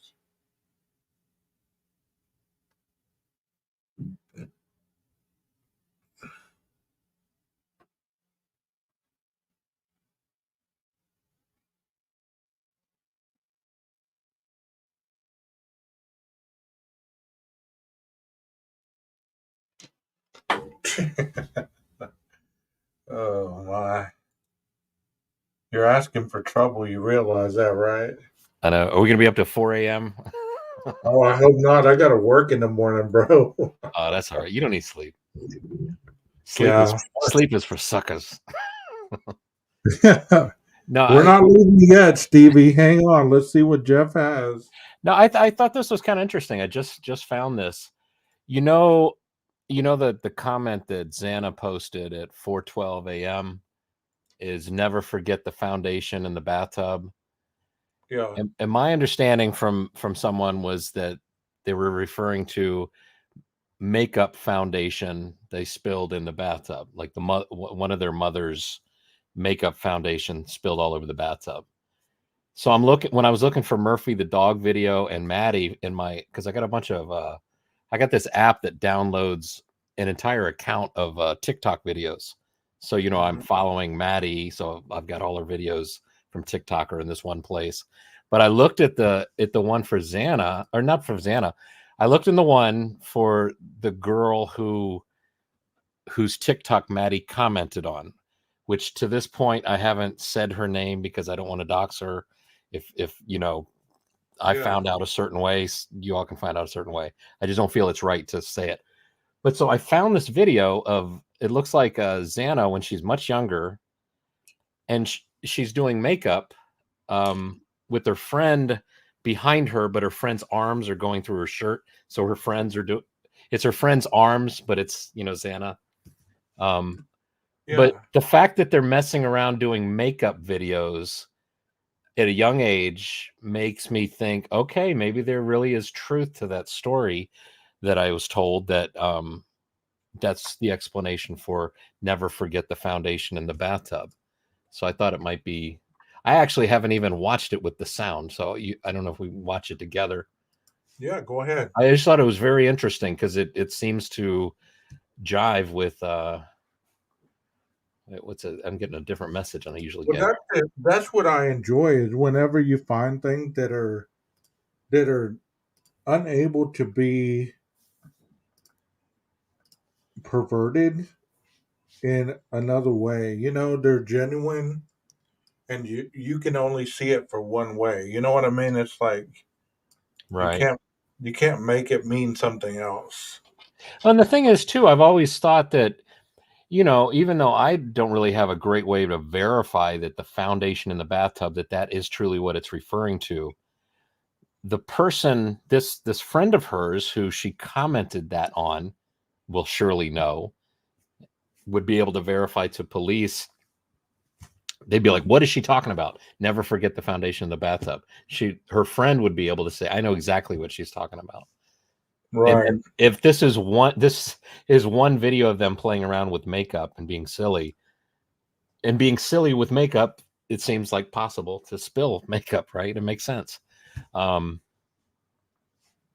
there's probably other videos. It's probably the only one. Okay, so I'm gonna hit play here.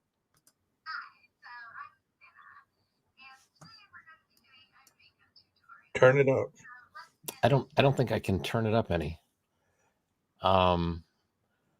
Here, let me mute so I'm not making any sound. But I could run it through Adobe Premiere and boost the level. But let's see what we can get with it. Just everybody be real quiet.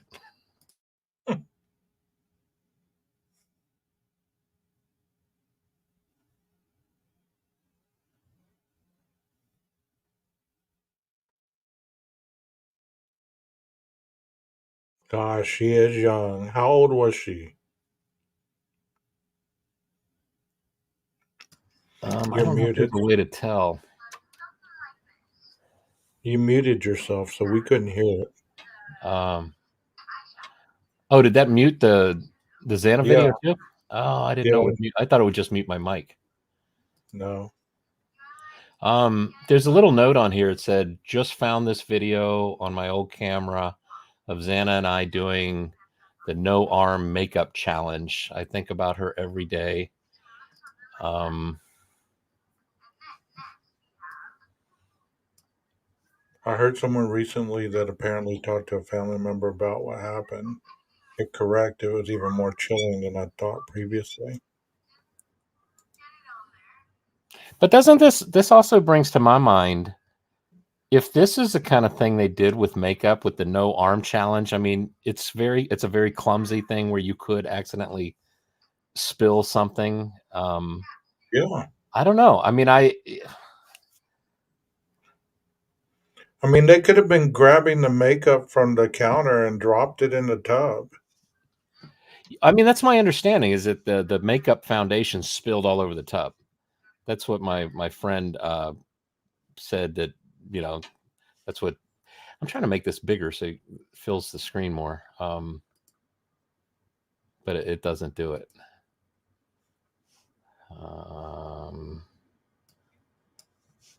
I don't even know how it got here, man. Like, I started with blood splatter, right? Isn't that the same video? 3 hours ago, 2 hours ago, that I started with blood Splatter. Morphed into a whole nother thing. God, I'm doing like 3 lives in one. Next, 12 Gauge will tell you how to properly boil a hard-boiled egg. Right. Now, Man. here's another thing I could share with you. The TikTok, the post that Xana commented on at 4:12 a.m., it was a comment posted to a video that the same friend posted. Not Today says, I heard her last comment was to someone else dated Queen. Yeah, that's 3:45 a.m. 4:12 a.m. is Never Forget the Foundation in the Bathtub, and it's on this friend here's TikTok post, which is the If my post. viewers who watch this on replay don't fall asleep during the first one, they're not going to make it to the juicy stuff at the end, bro. I know. This is this is the chocolate at the bottom of the cake. I know. I'm like, they're like eating the bitter part of the pie or something, and they haven't even gotten to the sweet part yet. Yeah, we apologize for the first part of this live stream. I feel like going and cutting it out. I'm like, all you heard was a dog barking for an hour and a half. All right, let me show you this. Here's what I'll do. I'll show you this video clip, and then you'll see there's a picture of a skateboard where it says 8th grade. I've got a still that I grabbed of the TikTok post that Xana did at 4:12 a.m. that says, "Never forget the foundation in the bathtub." So this is the video that she posted the comment to. So, okay, go ahead. That video's ready backstage. Dang, look at my hair. I'm not sure if I have that video too. I might. I should. If I don't, I'm going to go look for it just to make sure I have it on my hard drive. So what time is the timestamp? It just is 11:13, right? Yeah, that's the thing. On TikTok, it only shows you the date, but it doesn't show you the time. So you use this website called Unfurl, and you grab the line out of the HTML code drop it into unfurl, and it will tell you the time that was posted. Now, and you also have to convert it from like Greenwich Mean Time or UTC time to get the correct time in Idaho.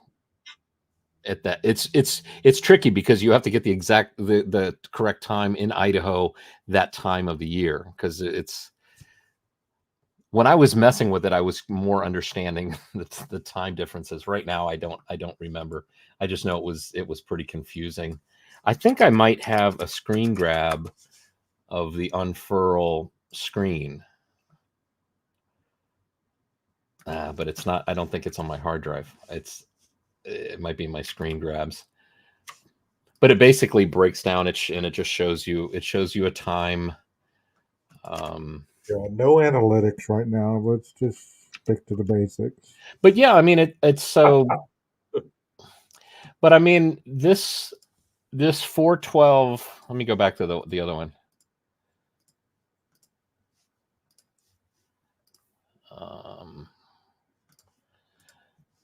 This post from 412. I know always, that's sad. 26 likes, and there's been, I know, at least 100 people in here. You know what sometimes happens is they like you so much they click the like button twice, and that's unfortunate. Okay. That's what it is.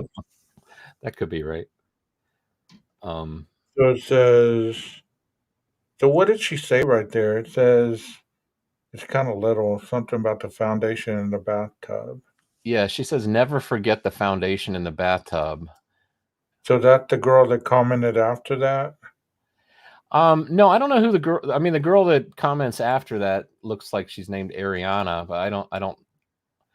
What did she say? She just says she's saying the day of, rest in peace, Xana. So she's just saying this was posted. Wait, I can zoom in this way. Hold on. Is that better? Yeah, way better. You can see it, right? You see it? Yeah. Who is it that I saw in another chat? I think it might be. Is it Heather? Heather Fitzgerald. She's always throwing that out there. It's like, hey, Jeff, you see it? You see it, right? You can't. Oh, I cut it off. You can't do that with the thumbs up. Makes it even more sad to know that she was watching a video of her and her best friend childhood and commenting on their memories when this coward brutally attacked her. That's a good point. I hadn't thought about that. That is so true. How does her friend feel knowing that's moments after looking at a video, commenting on it, that the awful stuff happens? I mean, it depends on how you take that. I mean, she could be like, well, I feel honored that she had me on her mind before all this happened, Yeah. Maybe she was missing me. I mean, it would have been worse if she would have been on a phone with her, and she would have heard all that. Yeah. I mean, that's true. It's just terrible. I mean, it's terrible all the way around. And that's why I get so angry.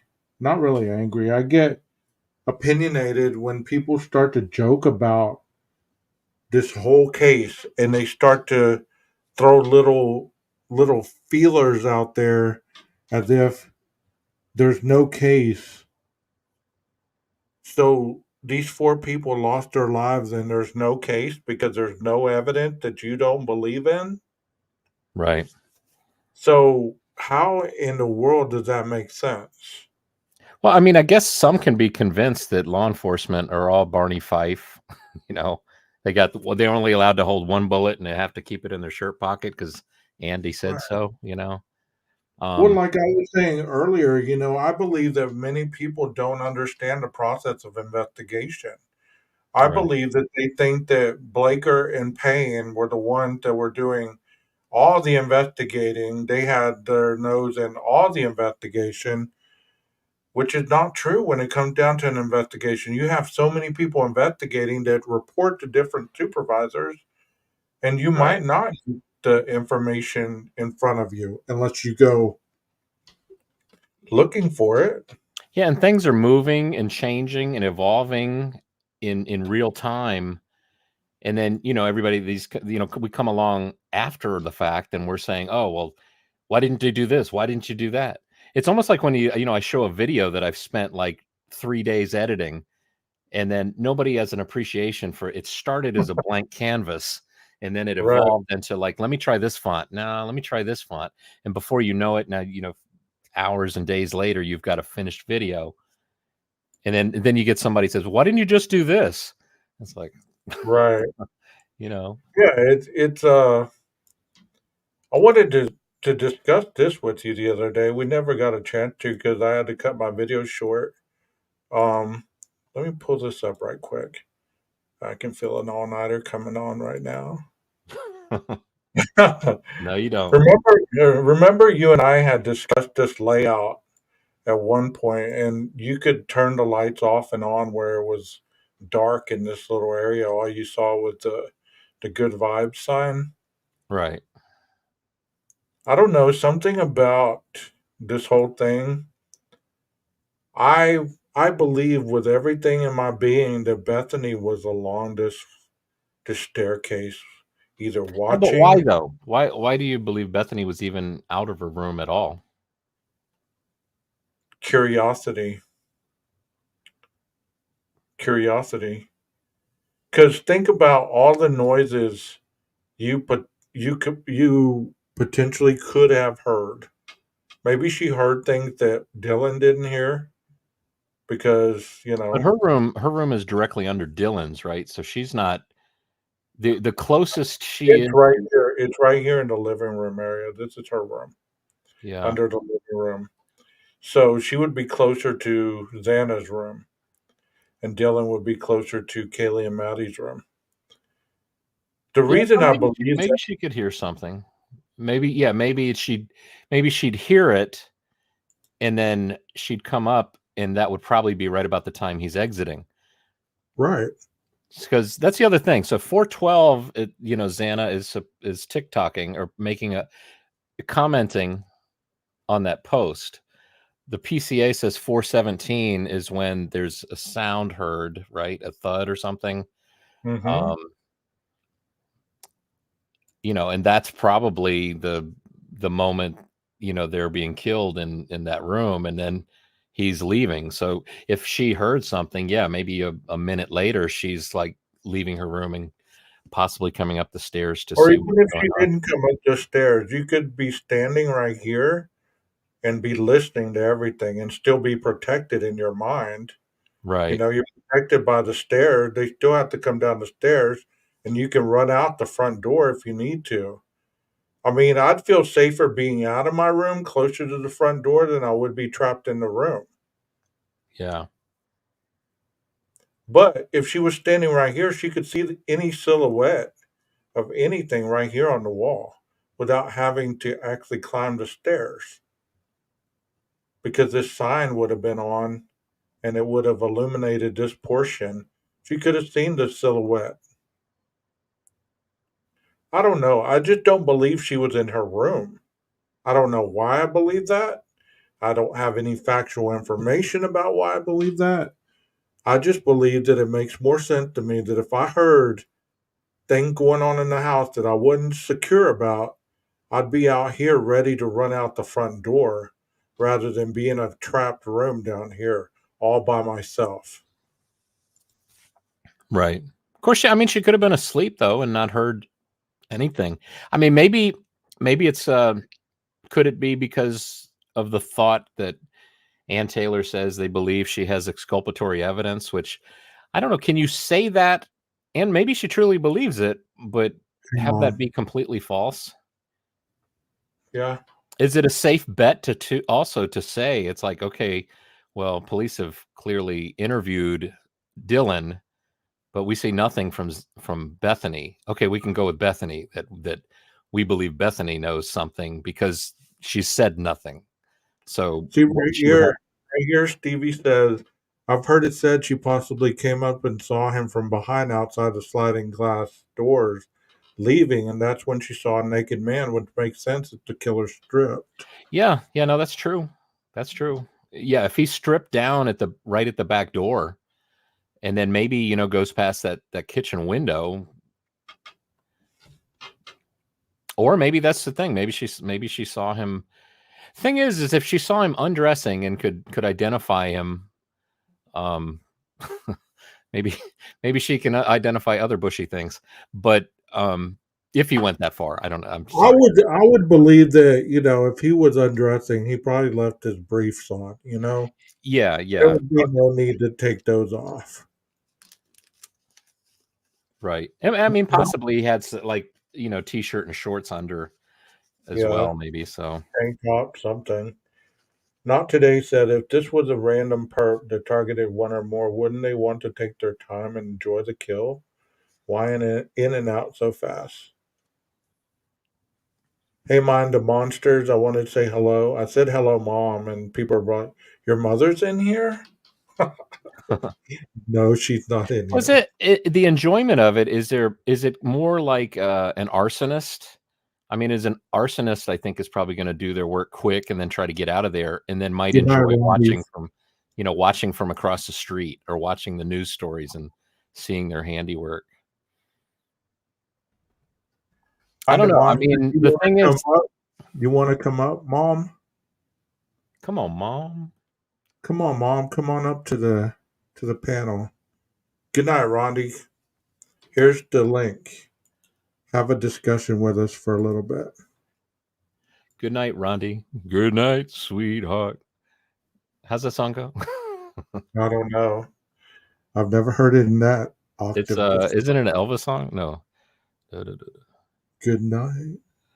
Farewell. Because it ends with like "Good night, sweetheart, good night," and it's got that boom, something like that. Mind the Monsters. There's the link if you want to come up. We'd love to have another guest on the panel. So that we can go to 4 a.m.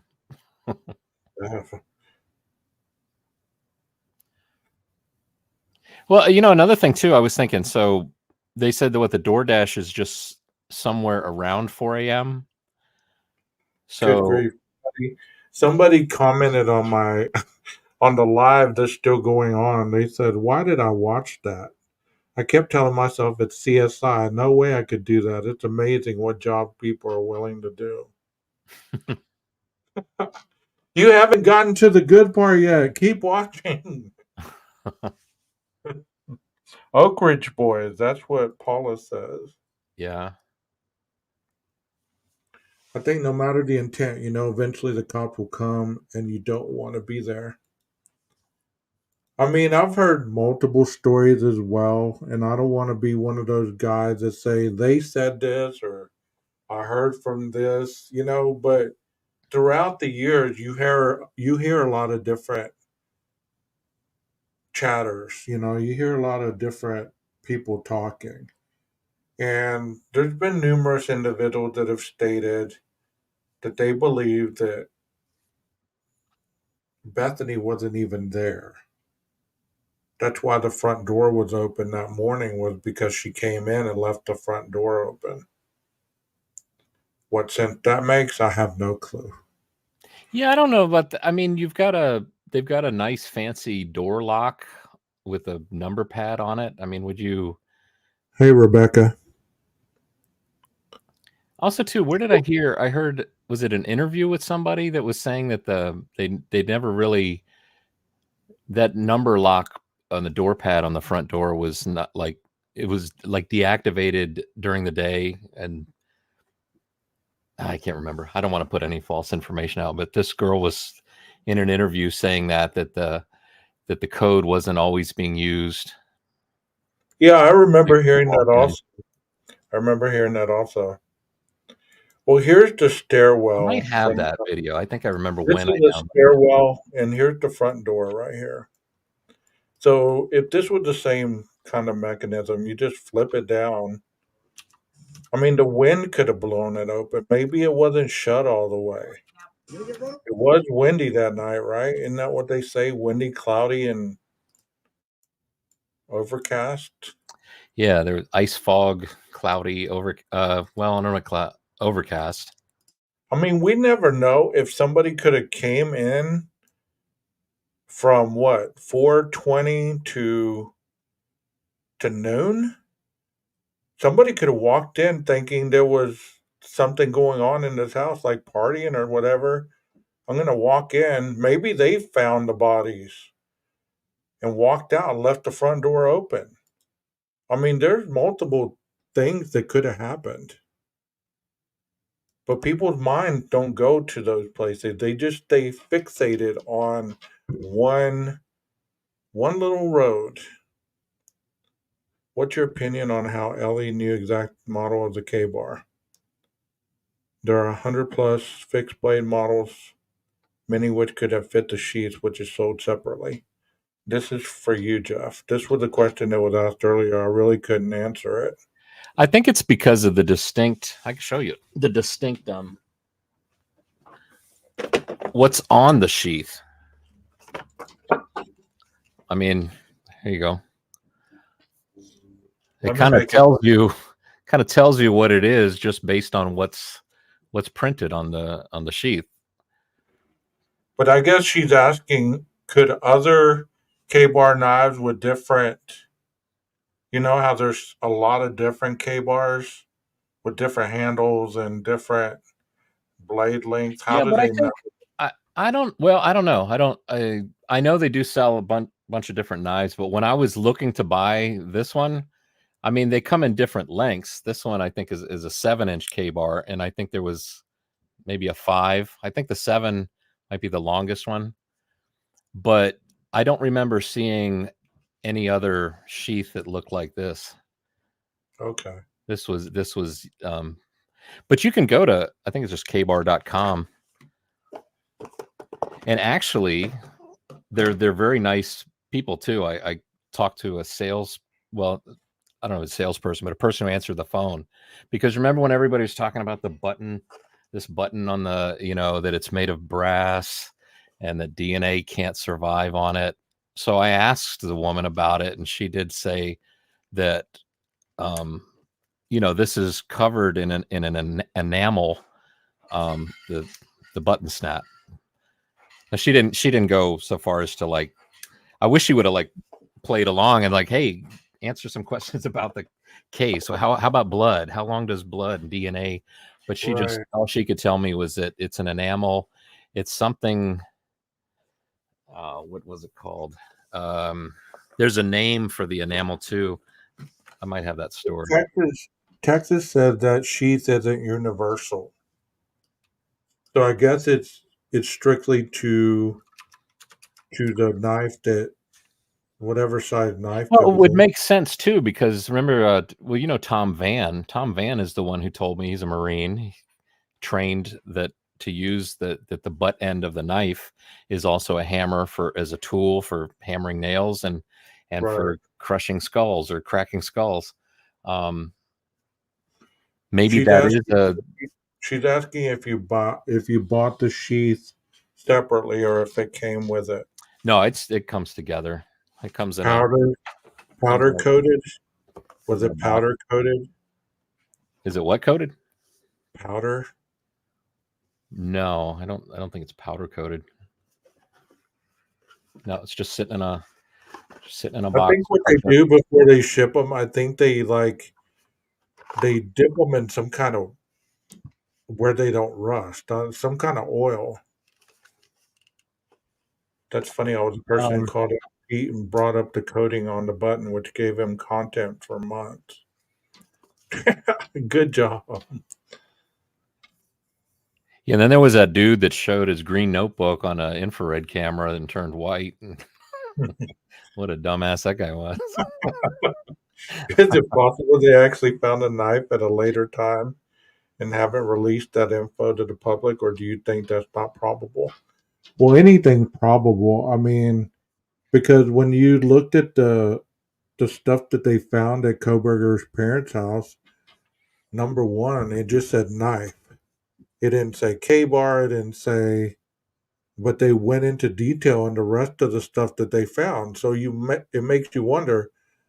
I mean, if it was a butter knife, they would have put butter knife, right? They just put knife. So you don't know. I mean, it wouldn't shock me if he kept it. Lacquer. Yeah, lacquer. Because, I mean, why would you do something like that and not keep the knife? Why would you want to get away or throw the knife away? If you are proud of your kill, do hunters throw There's away their rifles because they feel guilty after shooting a deer? there's no I don't feel like any oil on it. And this thing's only been out of the sheath probably less than a dozen times. Um, I haven't really done anything with it since I got it. But I mean, it's doesn't feel, and that blade, I don't know if you can really get a sense of it, but man, when I just touch that to my fingers, it feels like a razor blade is resting on my fingertips. Jeff doesn't sleep at night, y'all. He's out riding around. And you can see it says USMC on that side. But is that a replica, or is that like they all have that kind of handle? Or is there different kind of wooden handles? No, I don't know. I don't think it's a replica. I mean, it's an actual K-bar. And my understanding is this is made up of these are rings. I think they're kind of like a leathery material. But these are Anybody in rings. the chat, if you want to look at the K-bar video, there's one in my library. Go check it out.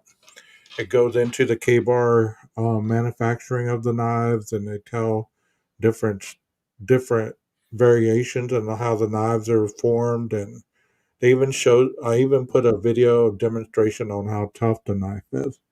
This guy was cutting through pork roast, and he cut through a leather shoe, and it was very interesting. So it's in my library if you want to go check it out.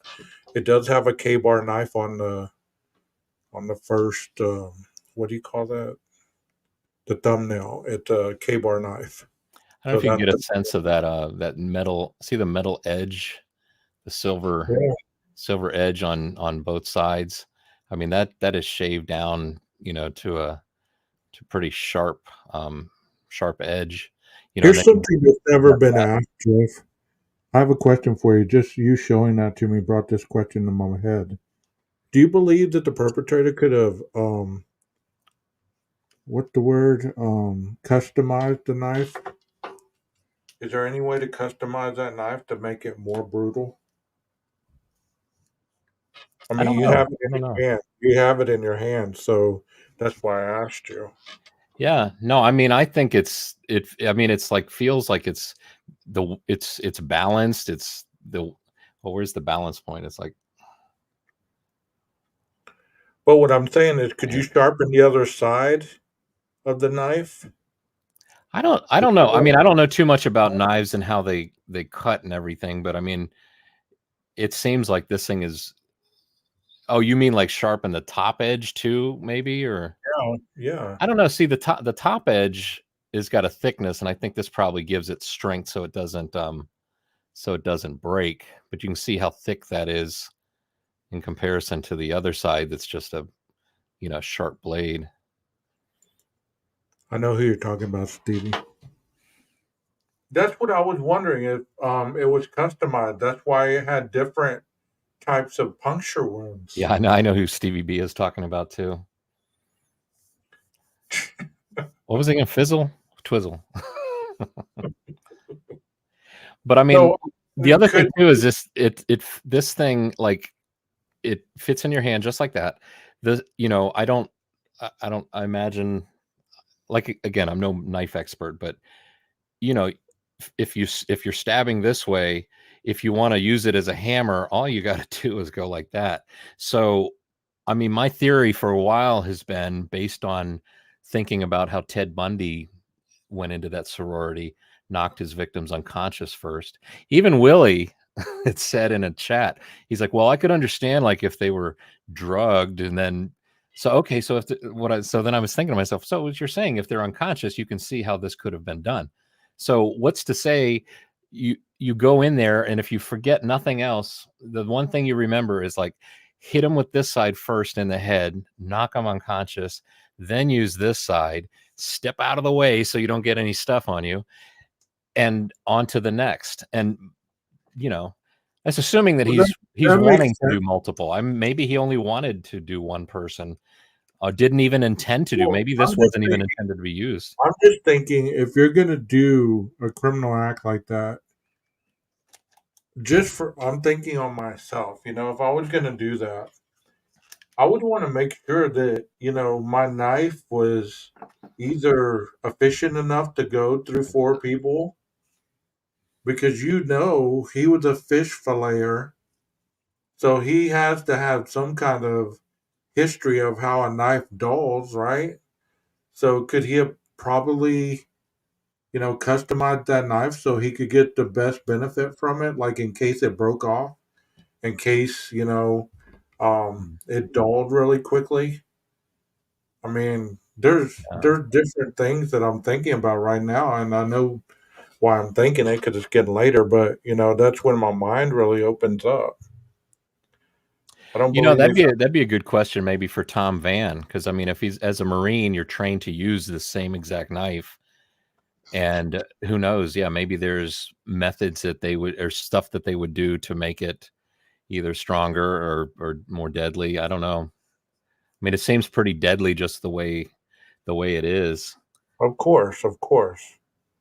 But I mean, even with you've seen other knives like the quote unquote Rambo knives, how they put the spikes on the little part to keep you from slicing your hand. What did we say those were called? Oh, the hilt. Yeah, they've sharpened those to make them, This part here. spiky. Yeah, to make them spiky. Your They've had, stop your they hand add from sliding spikes down past. the sides, or you can customize them. So I don't know if you can customize that one. So that just makes me wonder if the individual customized the knife or had two knives. I know people don't agree with me on that. But why wouldn't you bring more than one weapon?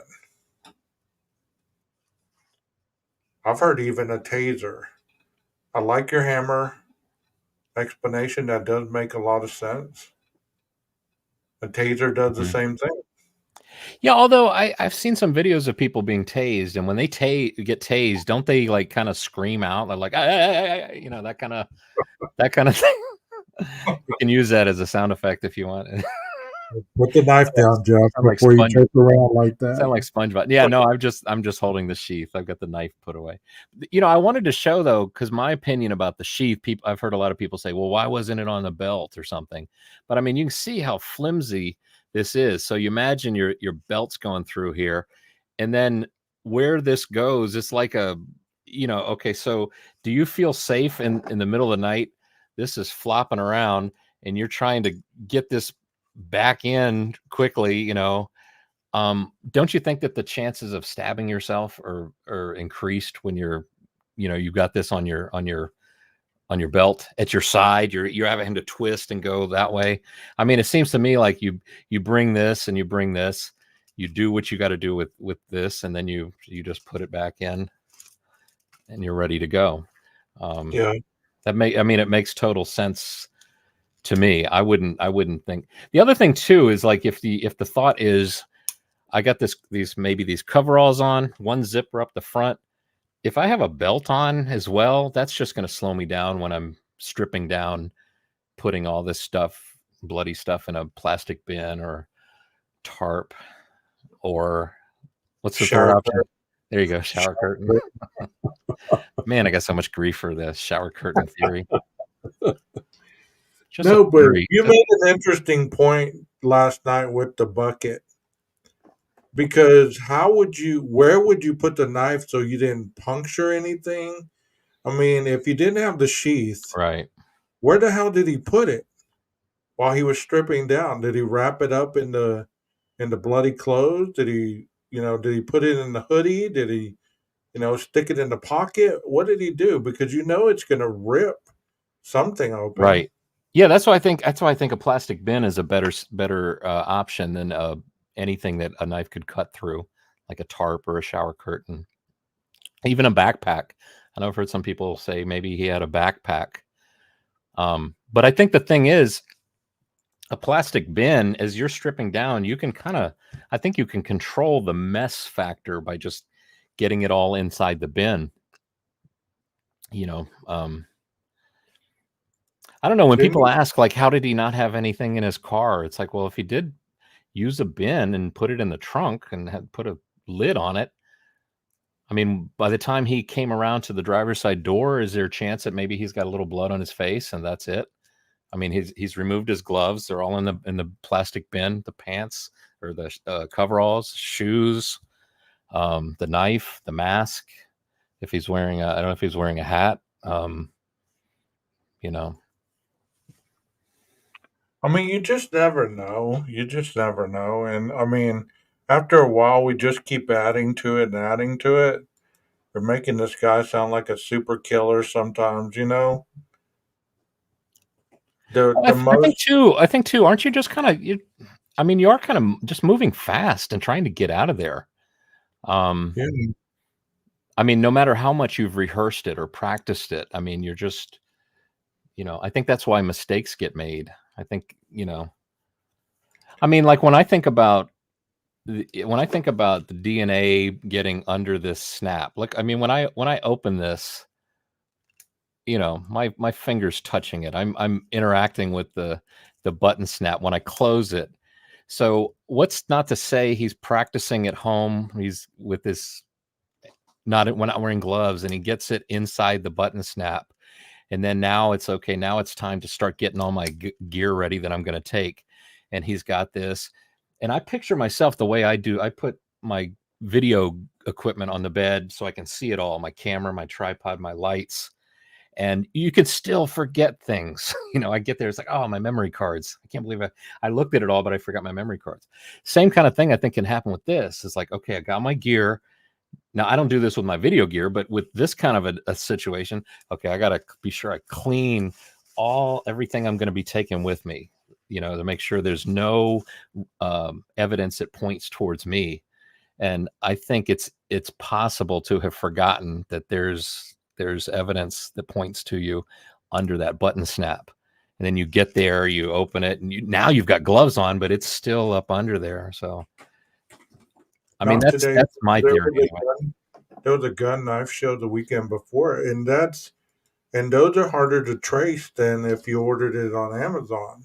You could go and buy a gun at a gun show, and it's hard to trace that because they're always moving around. I don't know. That's I got mine on Amazon, so there's no way that I'm going to do anything nefarious with it. Jeff, that is a great explanation. I like how you talked about that. Which part? All of it. Oh. I'm being facetious right now. Oh, I know what you're talking about. Hey, dude. Good one. Hey, do you have that that little poster that you showed last night with the bucket, oh yeah, the one that you made? Yeah, I named it at the time BK's bucket. Yeah, BK's bucket.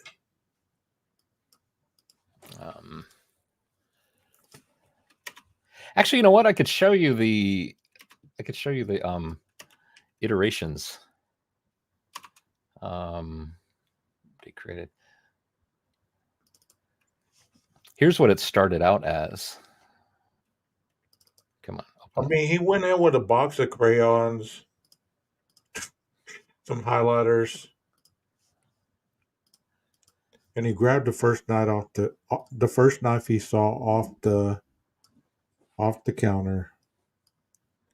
The knife sheath would just happen to be under Maddie. See, this image right here is where this whole idea started.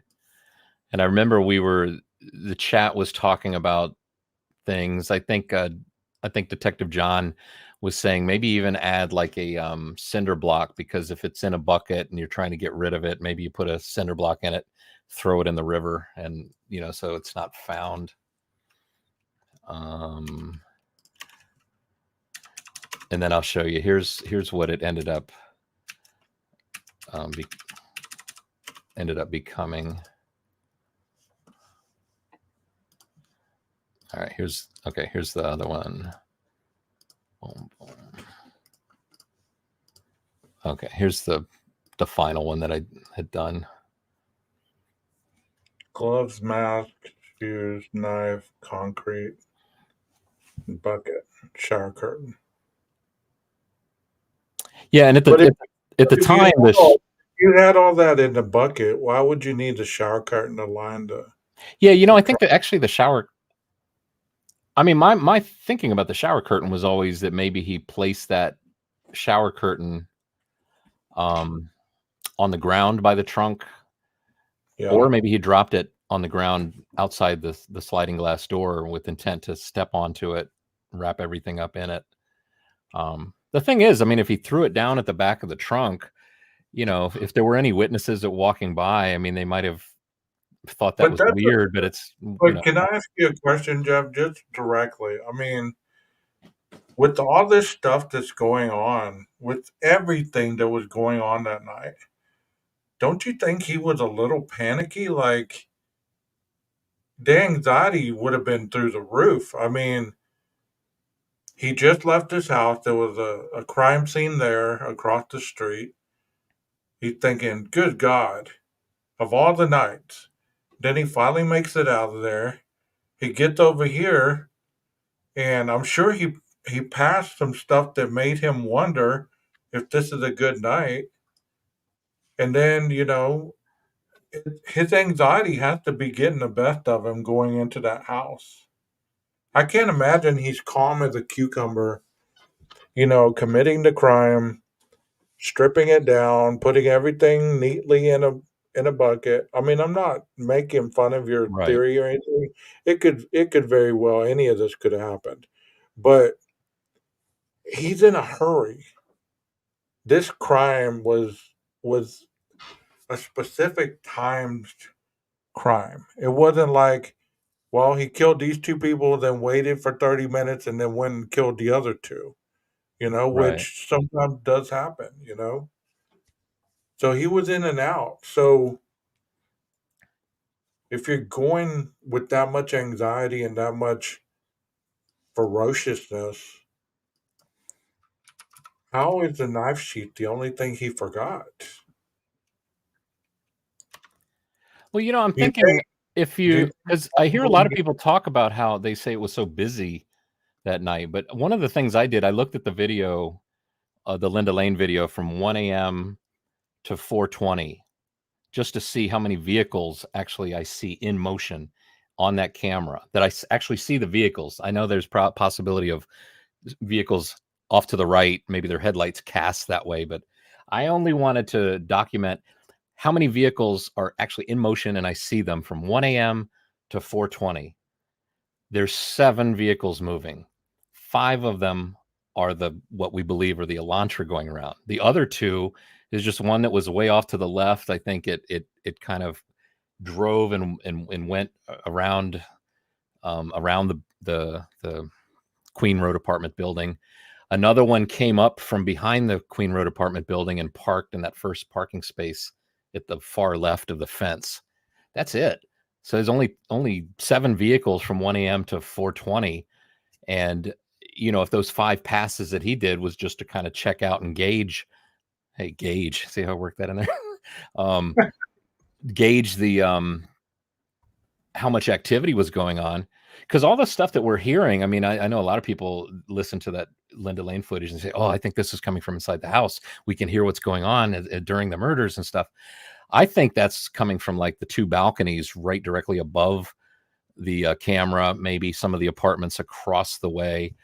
But can you imagine if you're driving through there 5 times and you hear like, wow, there's a lot of stuff going on inside the apartments, but nobody seems to be really hanging out here. There's no real witnesses that I see. Everybody's inside. It's kind of cold too. Maybe that's part of the reason. But Right. so do you then at that fifth pass? Why is he driving so much faster on that fifth pass than the first four? It's like maybe he's like, okay, I'm going to do it. This is it. Again, this is just theory. I know there's some that are going to hear this and going to be like, oh, going to go mad because you're talking about a human with rights. Yes, I know he's got rights, but what am I? I'm not part of the jury. I'm not part of the investigation. I'm just speculating on the little crumbs of evidence and information that we have. And they keep asking the question, make it make sense. So, okay, I'm trying. Right. Well, the one thing that's interesting to me is all these individuals keep pointing out that the PCA is irrelevant. It's not, it's a bunch of trash. But whenever they're wanting to get their point across on the innocence, that's the first thing they're using at the PCA. They're pointing out this, they're pointing out that, they're pointing out the times, they're pointing out the phone, they're pointing out the routes, they're pointing out everything, but the PCA is trash. There's no evidence in it, obviously. But that's the first thing that they point out is the PCA and everything in it. So you can't have it both ways. Either you don't believe in it and it's totally trash, as you say, or quit saying it's trash and say that you believe in it. You just don't understand the evidence that's being presented in it. Right. You know? Well, the other thing too is like, you ever think about like if you put it on a scale, like all the stuff that the police have given us as part of their investigation, as part of the probable cause to justify arresting him. We've got all this information. We've got Linda Lane footage, and then over here on the left side, it's like, what is Anne really told us about like what happened, how it went down? I know they don't have to, and maybe that's a good thing. I like that, in our justice system, the burden of proof is on the prosecutor, not the defense. Defense can just stay silent. But I mean, so we've got all this stuff to try and figure out that we're trying to figure out with all this evidence from law enforcement, PCA and such. Over here on the left, what do we have? Well, earlier on, we got an alibi coming. Okay, great. Oh, alibi's here. Is that it? Yeah, that's it. But there's going to be more. Okay. Oh, here's the second one. Oh, Wawa Park. I bet it's nice this time of year. It's like, okay.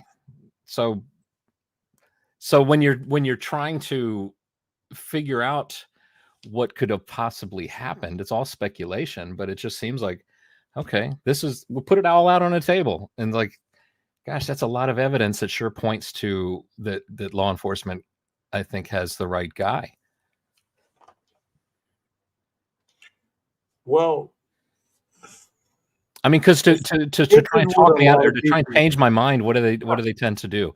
Oh, well, law enforcement is corrupt, or all kinds of wild things that where there's a drug house. I don't know. I mean, I've seen the videos of it. It seems like these people are students. They're doing okay in class, right? I think they're getting good grades. Didn't Kaylee graduate early? They're listening to country music on a big speaker. I don't know. It's not the image I imagine of a drug house. Well, we talked about this a couple minutes ago, Rebecca, but I'll go ahead and let you know what we came up with. I was showing Jeff that Bethany could have been at the top of the stairs, and she saw BK walk toward the slider and saw him changing because the lights were on out there, and she saw him changing, and she may have only seen the back of him. But if he was naked or in his down to his skivvies, would he have left the mask on? I mean, or do you take the mask off too? Do you just go all out and say, "Well, I'm going to take the damn mask off too. I'm tired of breathing in it." I mean, maybe you do save that for last, just in case there is any witness that sees you. Maybe that's the last thing that you throw into the bin. Hey, Layla, thank you. Or maybe you leave the mask on when you get into the car. Again, it depends on probably how much stuff is on the mask. But again, I lean on if the notion is that it's possible, because I think it's possible to encounter each of the 4 victims one at a time, and to use the same method or methodology of you trying to knock them unconscious first, and then unalive Well, them. I agree with you on that, Jeff. I mean, there's no. I mean, Occam's razor says is the most favorable scenario. Other than with Xana and Ethan, I believe, like Steve G said, there was a hell of a fight going on down there. I believe if he did use that end on anybody, it would have been Xana right off the bat to kind of knock her down or knock her back in order to get Ethan. So he wouldn't have to worry about her jumping on him. You get what I'm saying? Yeah, Like but it's I think the moment that I think about him encountering 2 victims at once, I think it just blows my theory away, and I can't stick to my theory, because I think it has to be quiet enough of a crime, kind of like Ted Bundy's crime, so that, because I personally believe that Dylan is describing what she remembers from the night before. I don't know. There was some sounds that I thought at the time maybe sounded like Kaylee playing with the but the dog coroner upstairs. wants us to believe that everybody was asleep. So if that theory goes and holds true, then he wouldn't have had to knock anybody in the head. Everybody would have been asleep. He could have just spliced them up before they even woke up and realized what was going on. But where that theory is thrown out the window is, what the Goncalves said. They said their daughter was found slumped over against the wall in the Mhm. corner. He said there was a hell of a fight going on downstairs. Her fingers were almost severed off. I don't, things like that. So that tells me that the bottom floor was, or the second floor was not as easy as as the third floor for some reason. Is there any possibility? I'm trying to think if the killer, again, if you uh, thinking about the killer studying this kind of thing, DNA, a crime scene, what they're going to be looking at after you're gone, and people, law enforcement has come in, investigators. I mean, I'm trying to think if there's any reason that even to slice somebody's fingers to make it look like they were defensive wounds, but they really weren't. Just to throw them off the scent. Um, Well, I mean, I've really never heard that severed fingers were defensive wounds. I've never heard or seen that, but doesn't mean it's not true. I've always heard that defensive wounds were more on the forearms where you're kind of shielding yourself from being attacked. When you right, have and your I hand. think, wouldn't you say the defensive wounds can also be just described as, you're just, your arms are up, you don't want to get cut, you're Yeah, just, so it's not really like you're fighting necessarily, you're grabbing the knife, you're punching him, right. you're kicking him, it's, It's kind of like that trial that I attended the other day. She threw up her hand to defend her face from the gun, and he shot her finger off. mm, That would have been a defensive wound, but it didn't mean that she was grabbing the gun. It just meant that, she was shielding herself from whatever was coming, because that's what they teach you when you're being attacked with a knife or you're being attacked. It's better to take the outside of your arm than to leave your body open for the stab. mm.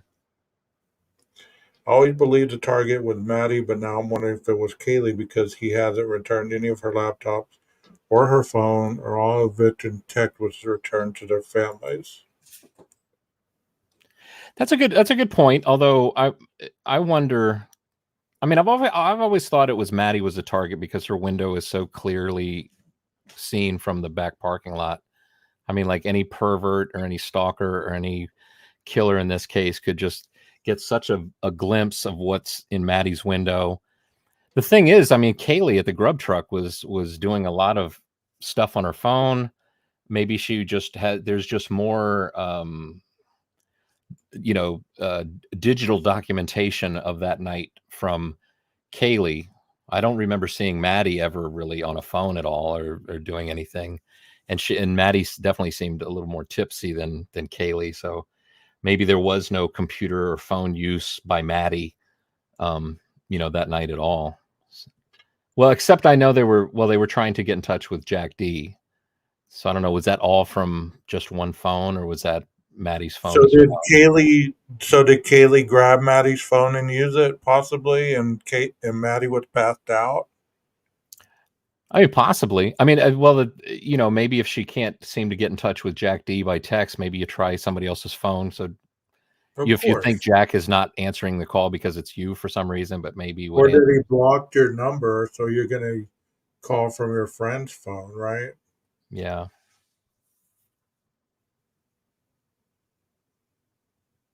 But I don't know. I mean, in a nutshell, I try to think of because I've told my theory many times and it always takes too long. But I think in a nutshell, the killer is seen on Linda Lane camera 4:07:30 a.m. Maybe is in the house by 4:08:30, 4:09. Comes through the back kitchen door. You can see the little lever, so you know if the door is open or not, just visually from the outside. And maybe you can see it from the parking lot from the binoculars. Maybe I don't know. Um, Comes in, goes upstairs. He knows he's on this floor. He knows he has to get up one floor. Goes into the kitchen, assuming he's never been in the house. All he has to do is find stairs that go upward. He goes upward, and like we were talking about earlier, it's easy to get turned around. But he goes into Maddie's room, and maybe, like you said, maybe possibly Kaylee's door is closed with the dog. She's in her room. He does what he does to Maddie. I picture Maddie is passed out because she seemed so tipsy earlier, and Maddie's first. I think Kaylee, the dog, maybe alerts Kaylee, wakes Kaylee up that something's going on. Kaylee, as she's coming across the hall, says, "There's someone here," and at least the way that it's worded, it doesn't sound like she's screaming. There's someone here. There's someone evil here. There's someone hurting Maddie here. It's just there's someone here. Assuming it's Kaylee who said that. Kaylee comes across, sees, you start to see as you were looking on the floor plan, you see a sliver of the doorway open, you see the bed there, maybe see somebody attacking Maddie, doesn't maybe realize at first that he's got a knife, maybe she thinks it's an SA assault kind of thing. She jumps in to try and assist. He, is kind of startled by that. And I think, again, if the idea is to use the hammer end of the knife, I heard that her face took a lot of brunt. And I mean, I don't know. I don't think you'd think about the sharp end in a skull. I think the sharp end you think about using on the body. This hammer would be better on a skull. So I think he does that quickly to her. So again, the whole idea is that you can't leave time for them to scream, to yell, to alert anybody else. So I think does that, maybe pushes her onto the bed. She's been hit in the head many times, is partially conscious and just trying to push herself away, scooching back into the corner. There's the first two victims. Now he goes downstairs, and I've always pictured that maybe Ethan is in the bathroom. And if he goes into Xana's room and she's like on TikTok and I picture her with her back to the door for some reason. Sound like a psychic or something, like I can see this. But she knows Ethan's gone to the bathroom. So the footsteps that she hears coming up behind her, she probably assumes are Ethan's. But boom, you got, again, a hammer to the head. Xana falls to the ground with a thud, perhaps. And at that time, maybe the killer wants to continue, but here's Ethan is coming out of the bathroom.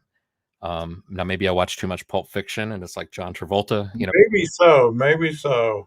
could be, you picture things from your memory. But why But keep her laptop and no one else's? BK was educated in cloud forensic. I think there's some kind of connection there. I don't know why they would have kept it. Um, Yeah, I don't know. I don't know. I believe that something was going on at the grub truck. The way Kaylee was texting. That's why whenever what'd you tell Adam? I told Adam everything.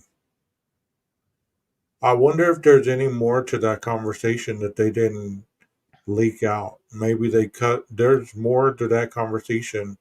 The police just cut it off right there Well, because what if you know, the camera's right there. I mean, Jack D was at the corner club, and I mean, what if the meaning of what did you tell Adam? It had to do with the relationship between Kaylee and Jack, and she was maybe concerned about it, or I've heard some people say, was thinking about getting back together with him.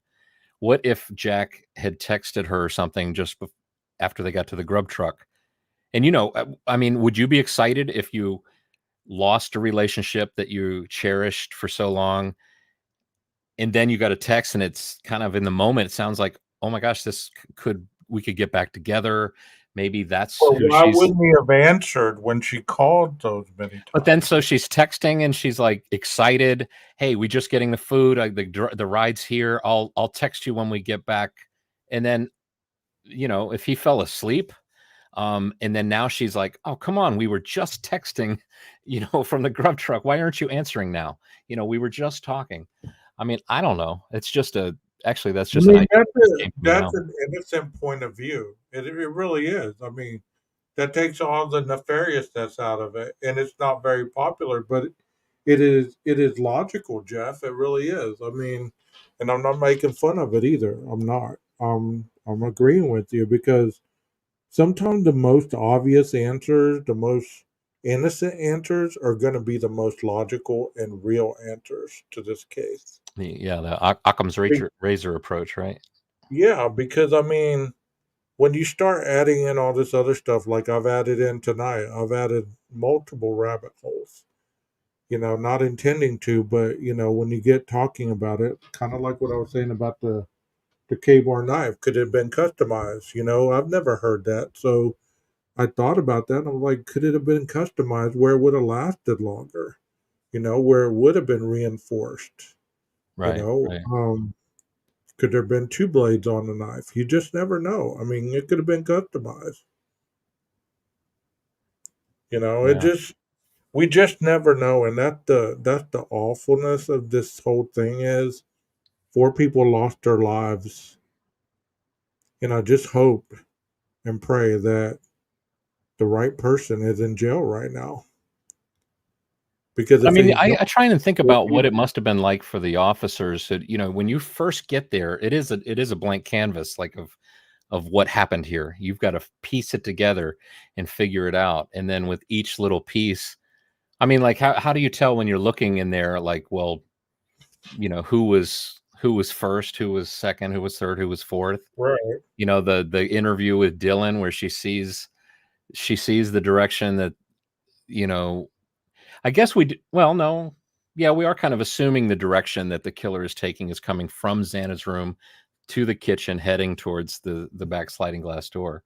I think part of the reason we do that too is because if he was coming down the stairs and then heading towards the kitchen, she would have had to open her door and stick her head way out, and he most likely really would have seen her. Well, let's let's go to the evidence right quick, Jeff. Did you watch the blood splatter portion of it at the very beginning? No, no. When I was on there, I saw the footprint stuff. Okay. Actually, Well, I talk. did. Let me go to the little.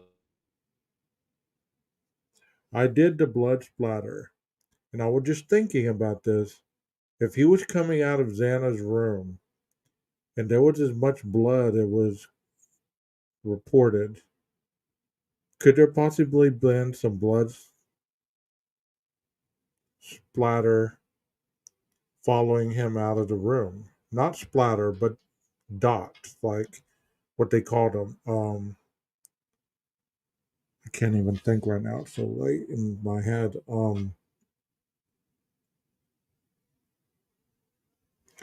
Well, you know what I was talking about early on in the video where the individual killed himself and he was standing right there and he was bleeding and the blood droplets were just dropping right next to him. That's what I'm saying. It's the killer was exiting Xana and Ethan's room. I'm pretty sure there would have been a trail of blood dropping behind him. If there wasn't, how did he clean that blood off the knife and off himself before reaching Dylan Mortensen? How would he have done that? If there was no blood between Xana and Ethan's room and the doorway where he exited out the slider, how did he get out of there without any blood? Unless he had some booties on.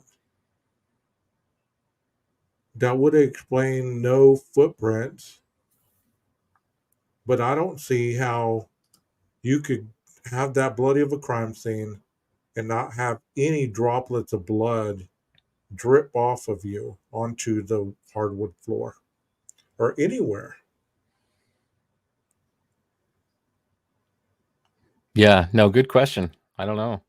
I mean, again, it's this notion. I've never, obviously, I've never unalived anybody, and I've never seen even any video, or well, I've seen a couple video. You had the video of the guy getting stabbed in the mall. Yeah, but he You can, still left a trail, right? yeah, but I wonder, though, if a person that you're attacking is unconscious, can you do the awful stuff with the sharp end of the knife and stay clear of the blood? Can you use the mattress maybe to like that it goes into the mattress and not all over you, not all over the floor where you've got to walk? I don't know. But I mean, imagine in the room you would see I like think we're giving him more credit than he really deserves at this point. I mean, he was smart, yes, but as far as but if you had booties unfound, on, don't you think you'd still leave footprints even wearing booties? Especially after you well, step there'd in be blood. if there was blood on the floor, if that guy showed earlier, there would have been smear marks possibly.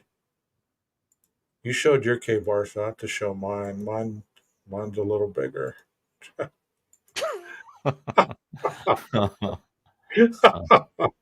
No, it's about the same size, but it has a different handle.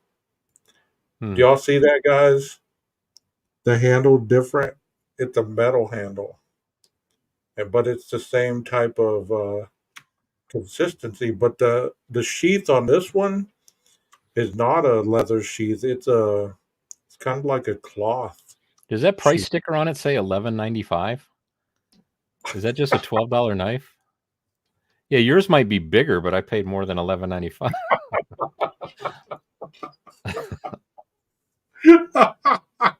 It's not the size; it's how much you paid for it.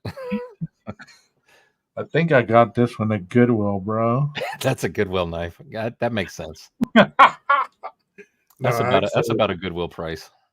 no. That my dad bought this at the Army surplus store. I think this is my dad's knife. I just saw it there, and I was like, I'm going to take a picture of this. But yeah, let me get to that video. Or there's the picture of Maddie.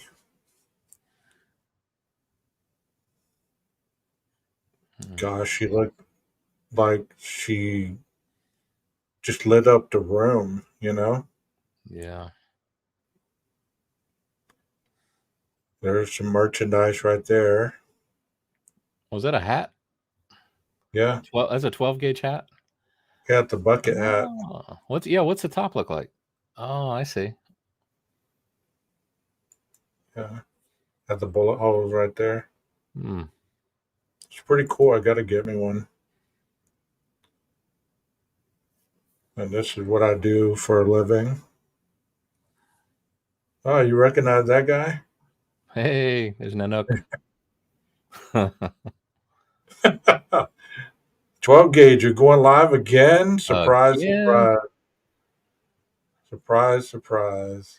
Rebecca Bruce is asking a question. Does anybody know if BK had injuries in his hands? Yeah, I don't know. I don't believe that I saw any evidence of that. See, here's my rendition of the color. You see the driver with the with the baseball hat and the gnome in the back seat. Oh yeah, yeah, of course. I see it. You see it, right? Bro, I have a lot of community posts. Keeps on going and going and go. Oh, look at that Oh steak. man, now you're making me hungry. Okay. That's the car I was telling you about yesterday with the sunroof. Right. That's the Remember the guy gets into this car, he makes a U-turn, and he goes down the end of Linda Lane and makes a right. right. And that's a Guy, BMW X6 if I remember right. yeah, the guy like is meandering around the dumpster, and there's the gas station video, and Is this that gas is station video? Do you have all 3 pictures with it? I Is think it I do. just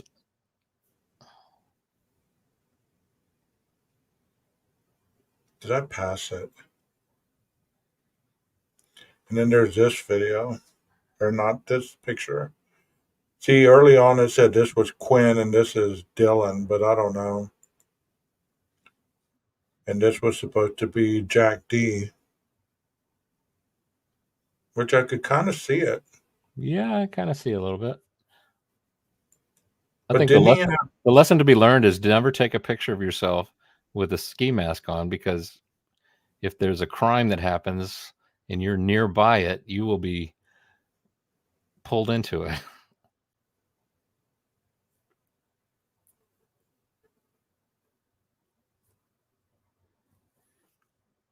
Yeah, Rebecca, that thing about the knife being purchased from Amazon, the only place I heard that was in that was it an ABC video, or who's the guy? No, the guy that's he asks the question so weird and he's got such a weird way of speaking.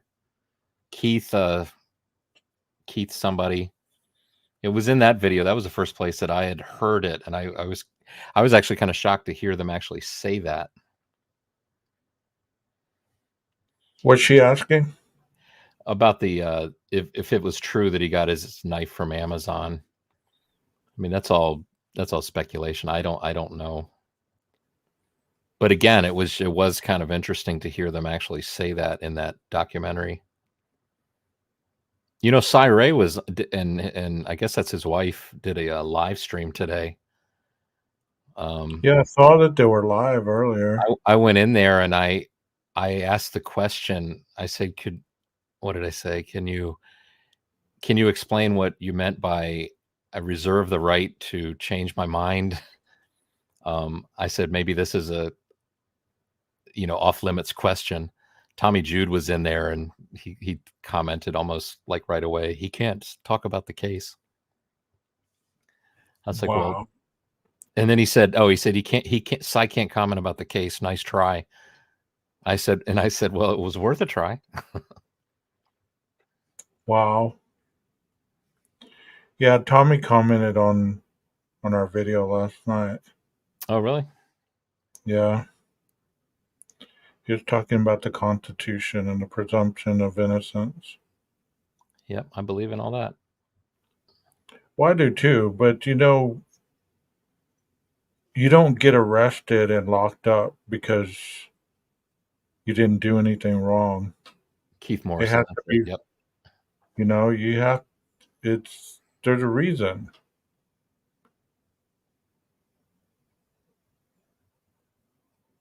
Good Well, and grief. you know what's funny though is that all we're doing is speculating.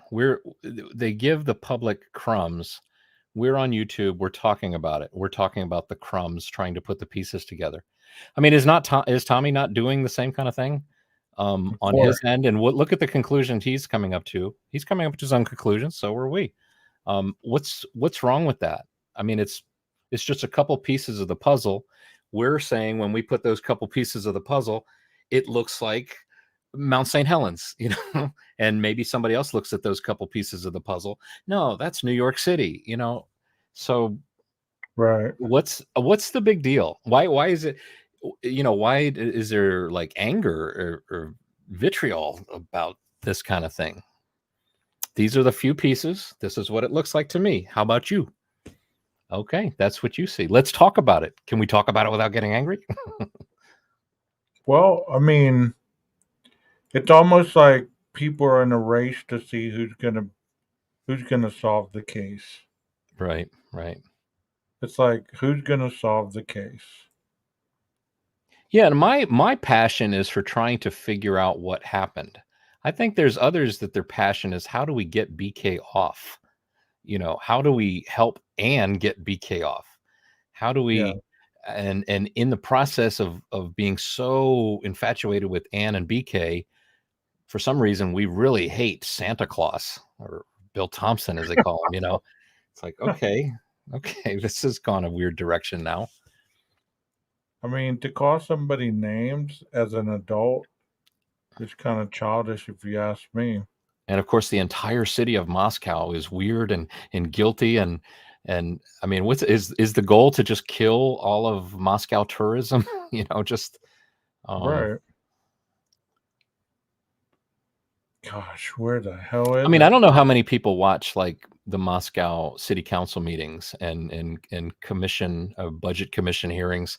I mean, I clicked, follow on YouTube when they post a video. So I watch them sometimes just to get a sense. They got people from the public coming up to the microphone to maybe give a report on something, or maybe they're getting up on there to complain about something. And I mean, they just seem like nice, normal people to me. I mean, so I don't see anything. Um, even the people that get up there and they're really angry about something or about the way something's done. I mean, I don't know.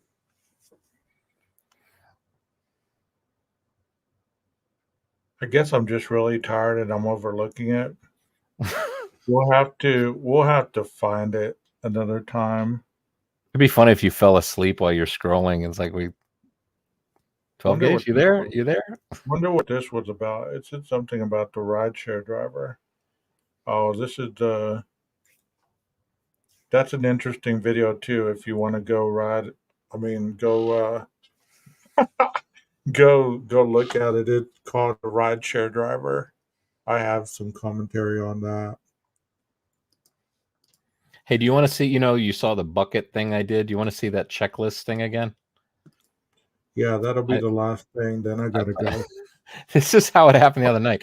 Okay, one more last thing. One more last thing. Yeah, one more thing, man. One more thing. Yeah, this one I called BK's checklist.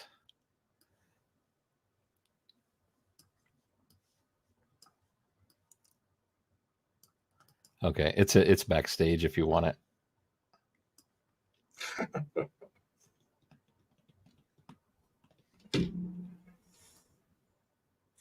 One more shot.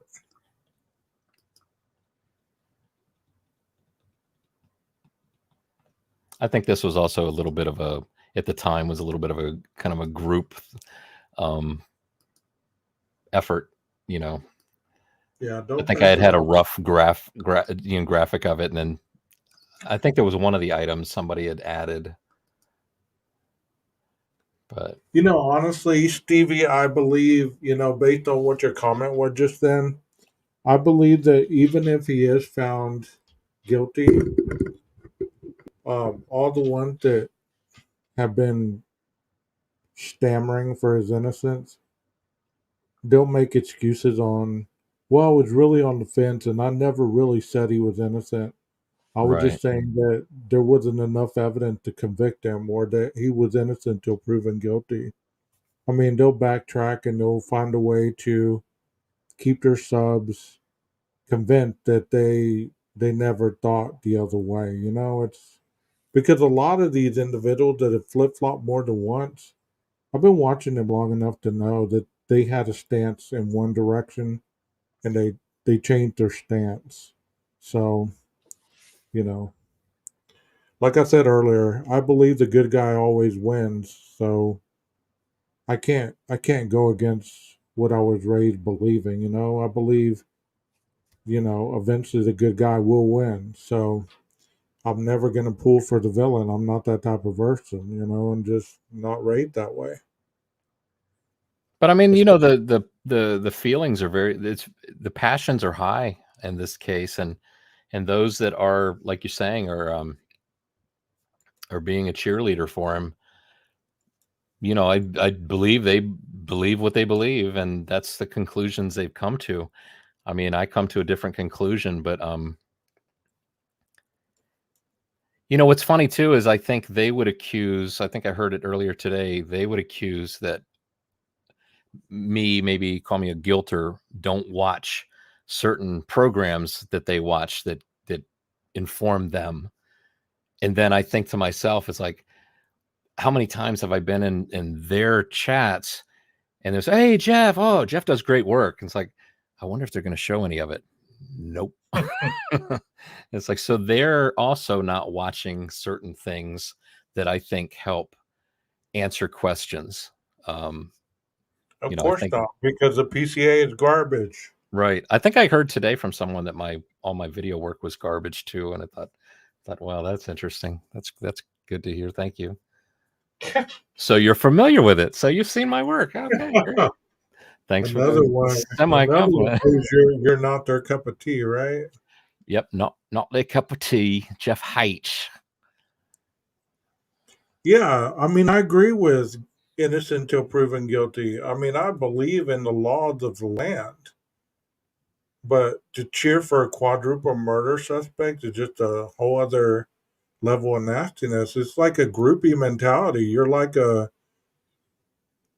might as well be writing him love letters to the jail and declaring your unlying loyalty to him. If you feel that strongly.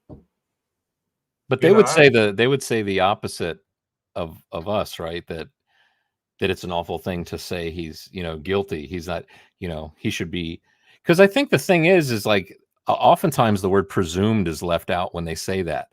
They say, don't you realize he is innocent until proven guilty? It's like, no, the full phrase is he is presumed innocent. What does presumed mean? It's like you don't have all the information, so you're gonna presume he's innocent. We're gonna go with that as the foundation.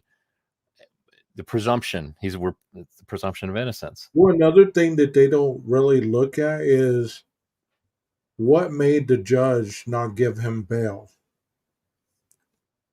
If he was not a flight risk, if he was not a danger to society, and they gave him the death, they're pushing for the death penalty.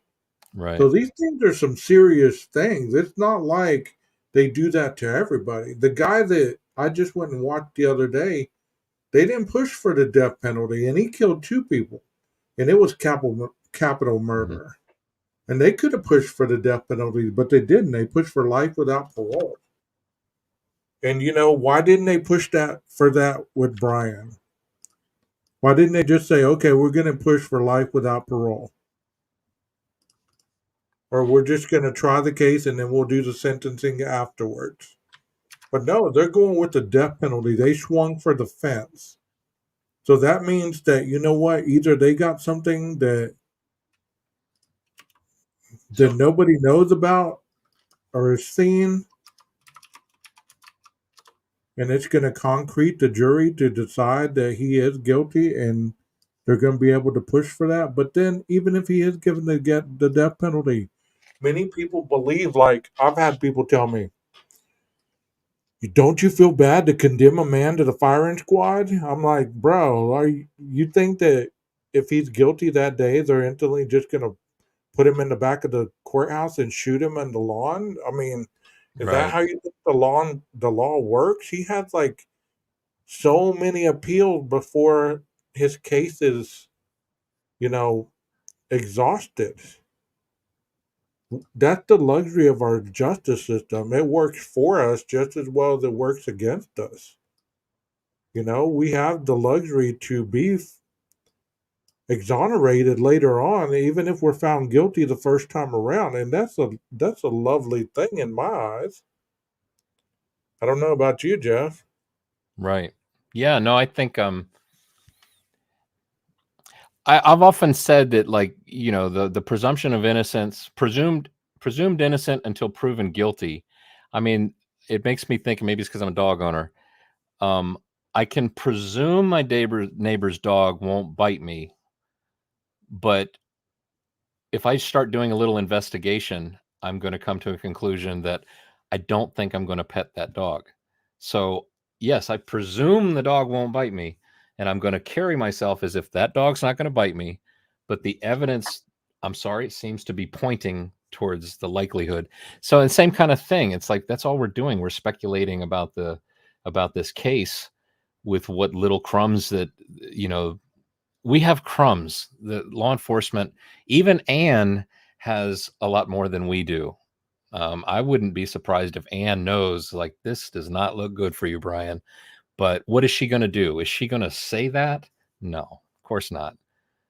And the thing I've heard a lot lately is, oh my gosh, did you hear Anne? She said he's innocent. I've even heard him say she put her hand on his shoulder and said, we strongly believe he's innocent. But if you watch the video, it's like it comes this close. She doesn't actually touch his shoulder that I saw. If I'm incorrect, let me know. But so they go on and on about this is such a very confident statement. She's throwing her career away. Why would she do this if she's wrong? It's nobody does this.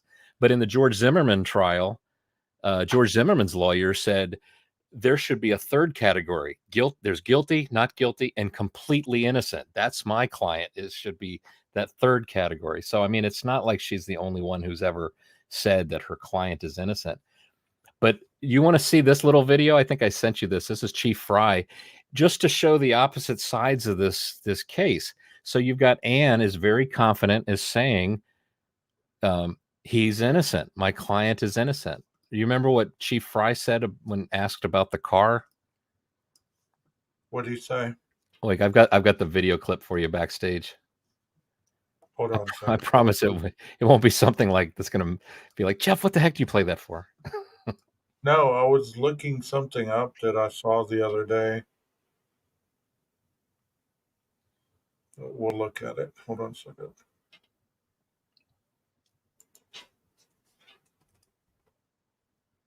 Yeah, I agree with you, Rebecca. That's their job. They're doing their job. I think it probably means a lot to people who really feel they can believe everything that Anne says. They believe he's innocent, and you know. Well, you know what's interesting is the same people that are praising her for all that she's doing were the same people that were trashing her when she first came out. She's the worst public defender, this, that, and the other. Well, it's interesting, you know, that so, you know, I don't hear them talk about too much. Wasn't there a point where Bill Thompson, when he was criticizing the surveys that Edelman was doing, he actually said, he's like, look, these surveys can actually do harm to Koberger himself. I mean, how often do you know, I don't know, what was the point I was trying to make there? It's like, well, you know, Anne is all about well, I had a thought. It's not really solidified there, but. Exactly, Stevie. Play the video, Maestro. All right, here you go. So anyway, my thought was, I was thinking of Anne saying, you know, he's innocent. Okay, so defense is making confident statements. So is the law enforcement side. Y'all be sure to hit the like button, please, just to let me know you are here. I'd like to keep a tab to see how many people actually showed up. All right, hopefully this. Maestro, hit the play button. Hopefully the sound is loud enough. The car, the white Elantra, 2015, is it the car? And is the search over now for any more white Elantras? We believe it is the car. Okay. Is it in Pennsylvania? Yes. Okay. And is it done being processed? I don't know if it's done, but it will be processed. Okay. So that sounded pretty like a pretty confident statement, I would say. Could you hear it okay? What'd he say? Oh, gee, the sound's not coming through? Well, it is, but it's still kind of muffled. Just tell us what he said. Well, she asked, so the search for the Elantra's over? He said, yes. You sure you have the right car? Yes, we have the right car. And it's the car in Pennsylvania? Yes. And then she asked about it being processed, and he says it will be processed. Why is that sound not coming through very loud? I don't know. But it's interesting to me that, we can make an argument for anything we want to believe in, whether it's pro or against anything in our lives. Doesn't make it always true.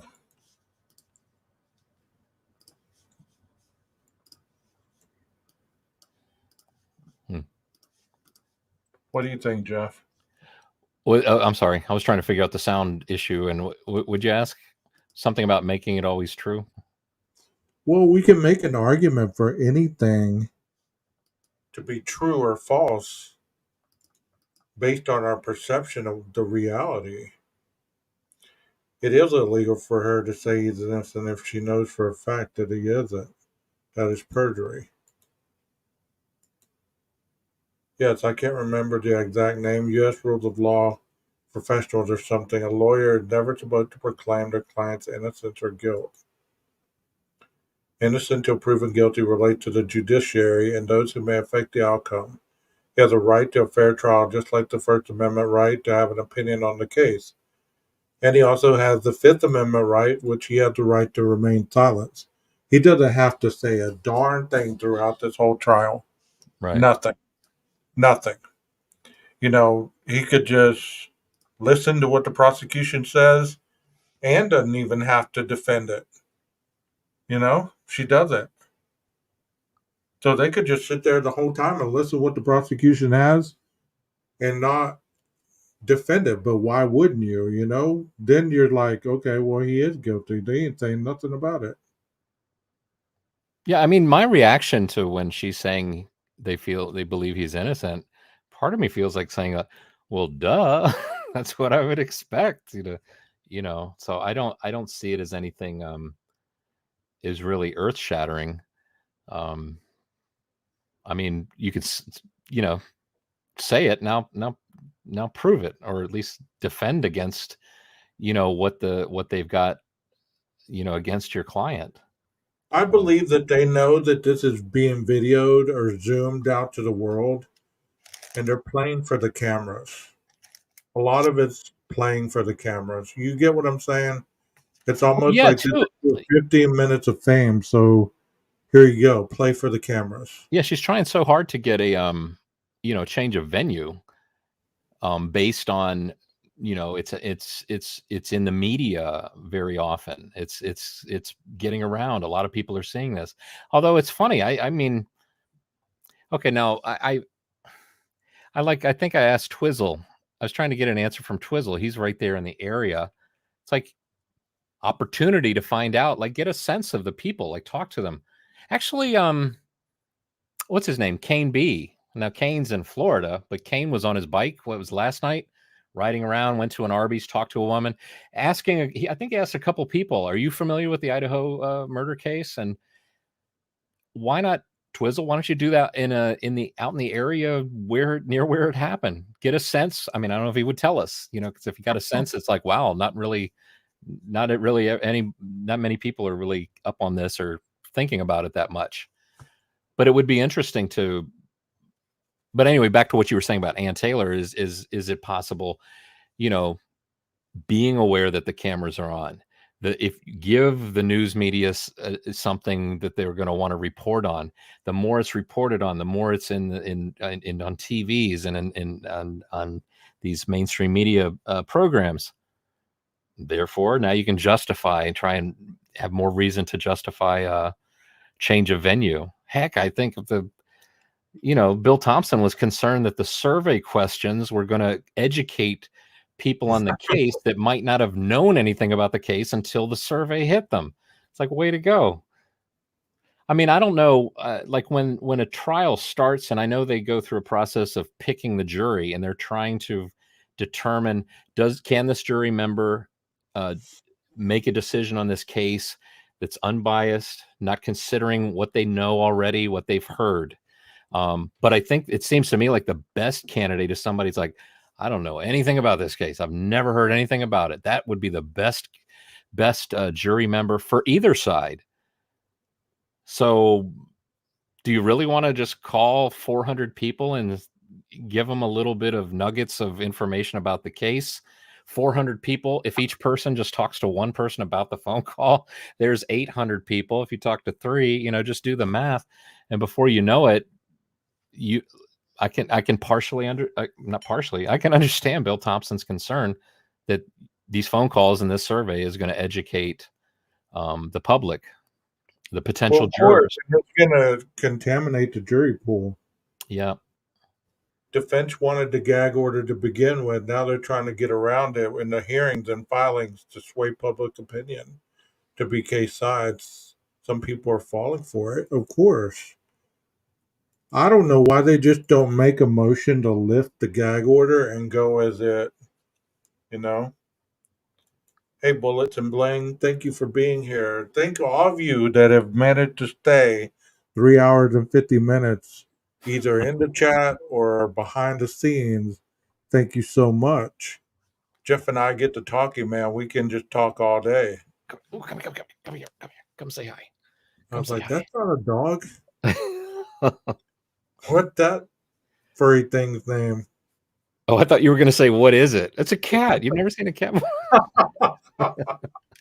You need to get out more, man. She's freaking out a little bit. Yeah, that's Olivia. Okay. She likes to have her claws out almost all the time. The Chronicles of Olivia. Yeah, that was the Chronicles of Olivia just jumped off. No, I mean, these discussions can go for hours and hours and hours, and I've really enjoyed how everybody in the chat had been respectful and nobody's been trying to outrun another person. That's how it should be, We should be able to have logical conversation. I don't believe that we're biased. I believe that we strictly just try to stay on the side of the law in which we were raised. I was raised to obey officers, to respect the law, to question it, but not totally go against it, to think everything was a freaking conspiracy. Yeah. It's funny. There was a moment today I was on a Twizzles live that went like all night, but I was on there this morning and Willie was on there. We were talking about, he was like, the one thing he did say was like a definitive, like, I believe that guy at 423 that's running to his car is probably the one, and I jumped on the notion that he said running, because I measured, if you can get a sense that he's coming from in between the two long buildings, you can measure it to the car. You've got the time, you see him and you see it was 25 seconds to the sound, or when the door of the truck opens, or the SUV or whatever. And the so anyway, you can measure how fast he's moving by distance and time, obviously, right? So right. 6 miles per hour. I mean, this is like stuff I'd looked up a long time ago, but 6 miles per hour is considered running. And I think now the numbers I might not remember right, but I think it was 25 yards in 18 seconds. Or maybe it's 18 yards in 25 seconds. I've got it written down because I found it quickly when we were all talking about it. But it ended up being 2.76 miles per hour is how fast he's moving, which is not 6 miles per hour is running. Anything below that is, walking. And I mean, 2.76 is more than half the speed. So the thing is, it's like, okay, so if he was running, okay, I might agree with Willie. And Willie believes he's running. If he's running at that time, I was going somewhere. That's suspicious. I was running.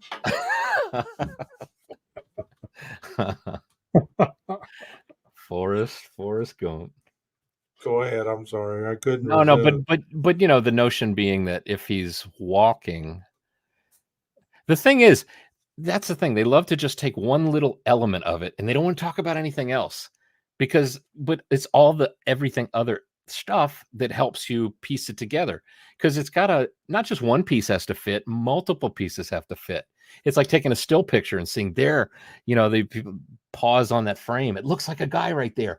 I found it. There's a guy. Okay, well, hit play. Okay, when I hit play, he disappears. It's not actually a guy there. Just, but it only looks like it on that one frame. You see it, right? You see it. I know you see it. Yeah, you see it. So, but the other thing, the other element, okay, I believe he's walking based on doing some math. He's walking. He also hits the key fob on his vehicle twice, which each time he does it, it lights up the whole parking lot with this truck lights. I mean, do you really do that if you're leaving a crime scene? And do you start the car? I think there's some music maybe you can kind of hear mixed in there. Are you listening to music? Do you not speed out of there? No, he just kind of backs out real slow. You can hear multiple you got multiple chances to hear what sound like either the carburetor or the whooshing of the carburetor, or maybe he's got fuel injection. I don't know. I've always said, to me, that guy looks like two things. Either he's on his way to work or he's on his way home to get home before his wife wakes up. So I don't see a nefarious killer. And man, all the stuff early on where they were looking at the video and they're like, there's people in the car, there's somebody waiting in the car for him, there's a blonde woman in the car, it's like, okay. I mean, how long were they sitting in the car perfectly still? For hours? And then he comes up and he gets in I just see a guy open the door. Don't forget Murphy was in that truck. Oh, Murphy was in the truck. People were loading a dead body and BK saw it, and Ethan was urinated on before they unalived him. I mean, there's all kinds of possibilities when you see. That's the thing. Aren't we trying to whittle down to what most likely happened rather than fantasy land of what, all the, I don't know. I mean, it's a free country. You can think what you want to think. Can you imagine the defense office getting all these letters and emails from people and their theories? They're just like, I figured it out. This is what you need to go check out. This is what your investigators need to go check out. Well, what kind of criteria do you have to be investigating anything? What kind of skills do you have? What kind of jobs have you held? Well, I've done this and I've done that. Well, have you ever done a criminal investigation? No, but I know. Well, how do you know? Because I can see photos and I can see videos and I can learn on YouTube and I know Google and I know how to search for stuff. Well, I'm sorry, sir. That doesn't make you an investigator. Yep.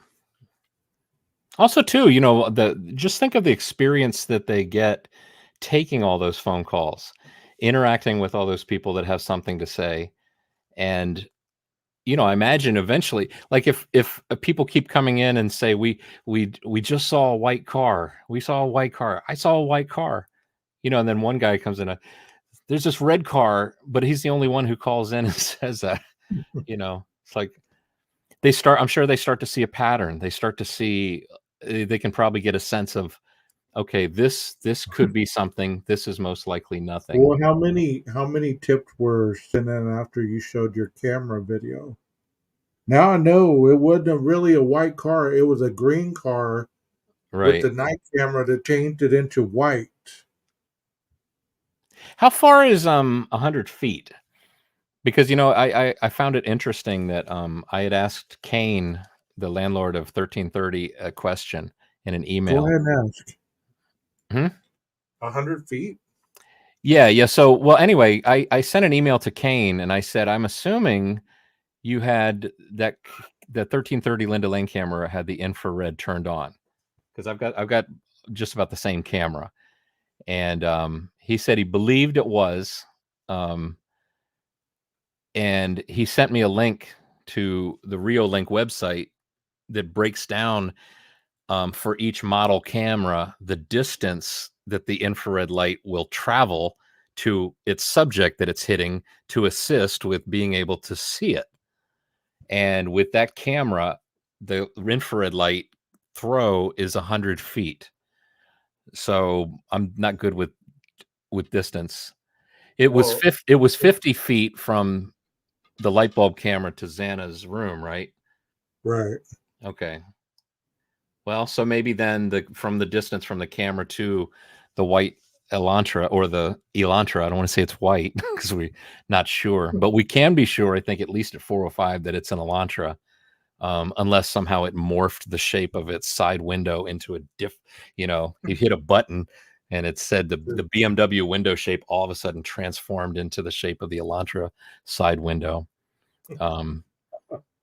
I'm telling you, the thing that's so convincing to me about that is because I had to take a still of an Elantra and a video frame and line it up and rotate it and size it. And as you size it and rotate it and you get it to a point, you're like, it lines up perfectly. So, I mean, and when I was doing that, I wasn't doing that. It's like, I'm going to prove this was Brian Coburg. This was his Elantra.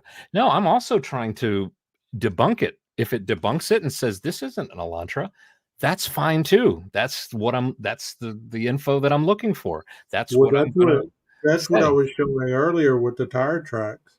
Not only are they trying to see if this is evidence, they're also trying to see if this is useless evidence that isn't even going to make it to the trial.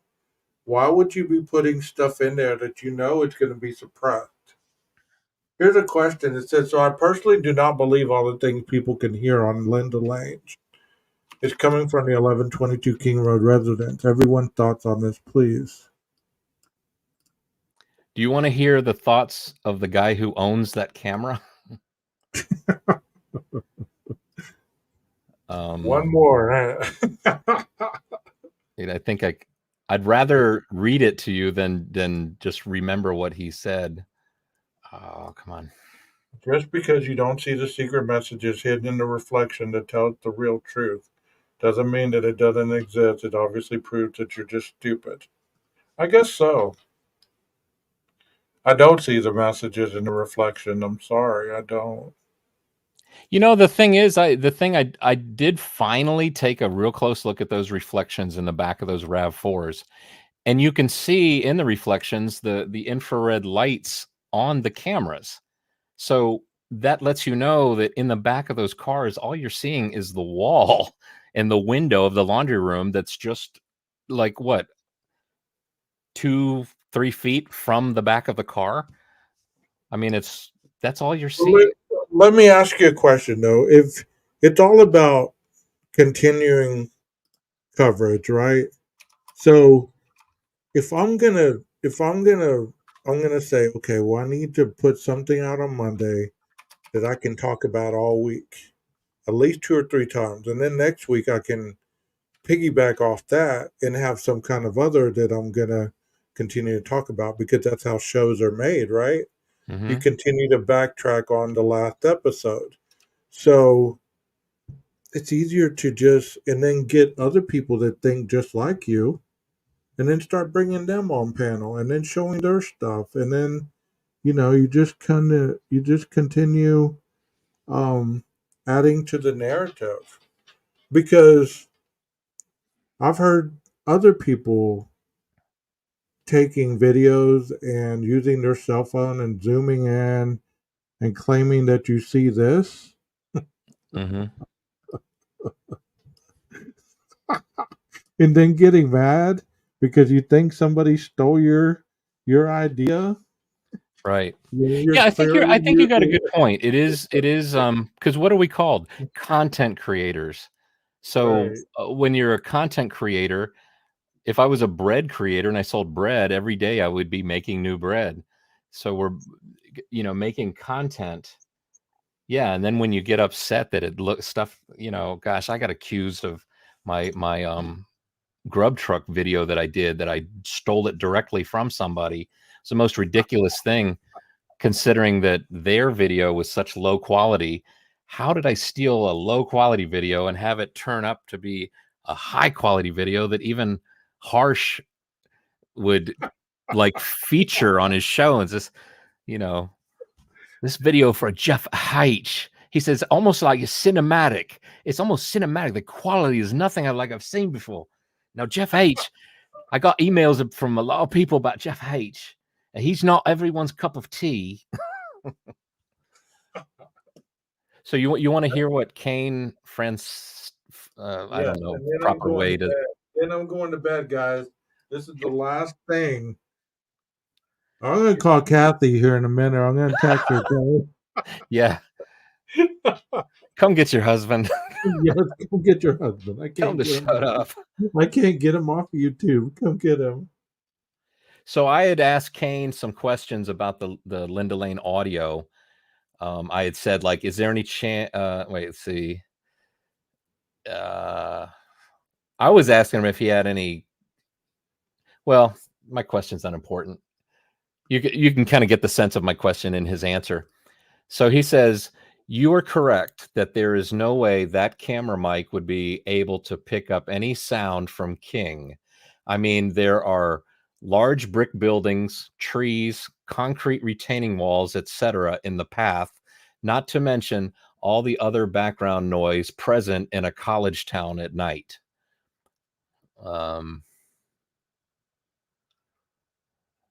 Yeah, so that's basically his answer. I think I've got another email where he said that once again, talking about it. But I don't know if Kane ever watches any. I think he says he doesn't really watch any of this stuff, and he's been through hell with the YouTubers that have come through there, and I think there's a video where he was driving one of them off, get off the property. But he said in an email, he told me he did spend a lot of time like just dealing with, with people coming onto the property and stuff. So he doesn't want really anything to do with it, but he's been very kind to answer a lot of, questions that I've had. Yeah, I heard that too, Layla. And they were making that so nefarious. Why did he go to the ER? I didn't hear that he had shingles, but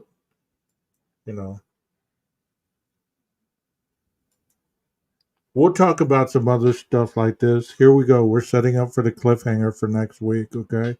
No.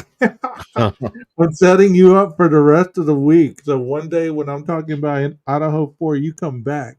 We'll pick up where we left off. Yeah. You know what? We really should. There's ideas I've had for videos that, like the K-bar knife. I wanted to crack some coconuts open with this just to show. I thought that would make an interesting video just to show what kind of blunt force this end of the knife has. The Linda Lane camera. I forgot where I keep it. This is. I think I got the case for it. Yeah. I've even got two of them. So, but the camera this is off by like two numbers. I think Kane said his is a 520. 522A. This is a 520A, but it looks exactly the same. It operates very much the same. It's got little infrared. I don't know if you can really see them. There's little infrared lights that are under this glass on the outside, but in the mic, look at the microphone. It's inside that little tiny hole. So this is a camera less than $100, microphone inside that little hole. I'm used to I've got a $700 microphone. And if I put that out there, I don't think it's going to pick up any sounds from inside the house from 100 yards away. But the reason I bought this was to try and do some simulated sound tests at 100 yards. And I just have never done it. So. Yeah, you need a trail camera outside. That way you can leave it on all night and then watch it in the morning and see exactly what kind of things you pick up. Whether you hear dogs howling, you hear domestic violence stuff going on, whether you hear cars running by, whether if you capture anything weird on there. Some people. You know what I'm going to do, 12? This is what I'm going to do. I'm going to set up the camera, And I'm going to send all the footage that the camera captures to Bubbly Waters, and then she's going to give her, tell me what she sees on it, which is going to scare my wife to death, and then we're going to have to move. That's what's going to happen. Sorry, I usually don't like to mention other creators like that in it. I'm just being funny. I like Bubbly Waters. We definitely don't see eye to eye on things, but she's not my cup of tea. I do enjoy her videos. Anybody that we mentioned their creative artistry on here tonight, it's not meant in derogatory defamation. It's just used for examples on some areas where we don't agree eye to eye on it, and it's okay. It's your art. It's your art. It's your it's your content. That's where their amazing, creative, unbelievable, complex brains take them to. Our brains take us here. Their brains take us. I like broccoli. They like cauliflower. That's all it is. Right. It's just, But I just wish those creators, as much as they focus on Brian, I just wish they'd focus on the victims a little more. Because if you're truly out for justice, you focus too much time on trying to prove Brian innocent. And if you're trying to prove somebody innocent, that means that you don't believe he committed these crimes, and you don't believe the severity of the criminal act that was thrust upon these 4 children. You have to ask yourself, what does that mean to me when I don't believe that somebody is capable of taking their lives? What does that say about you? There's tons of you that say you have daughters and sons. What if you had somebody, what if you lose them and somebody starts making mockeries of your son's or daughter's death? Or start speculating that they were doing certain things that they shouldn't have, and that's what created them to be killed. I'm sure you'd be laughing it up and joking like you do on these panels and telling people to F you and suck your this and suck your that. It's disgusting. These are real people and these are real crimes. And I understand that not everybody has the maturity to be at the point everybody's at in these places. But you know what? Don't act like you have all the answers, especially if you can't even converse with anybody without cursing or using derogatory rhetoric or name calling, because that shows your level of intellect right there. And that's all I got to say about that. All right, Forrest Gump. Well, you guys have a good night in the chat. And those of you watching, thank you so much for staying up with us for 4 hours and 12 minutes. And if you watch this on replay, you might have to watch it in a week's time. It's episode 1, episode 2, episode 3, episode 4. And you might need a lot of coffee through the first half and some earplugs, because there's a dog barking probably for about the first hour. It's quite intense. That is true. Yeah, that is true. Somebody did it. Yeah, somebody did it. And it's hard for somebodies to get away with things nowadays with technology. Yeah. And somebody's always seem to make a mistake. Even just one mistake, and it opens it, like it's a domino effect. That one mistake they make leads them to this, leads them to that, causes them law enforcement to check this out. Next thing you know, okay, you're trying to end. But I mean, the woman that pulled him over, and he started saying he doesn't know much about crosswalks and how crosswalks work. That was like 29 days before the murders.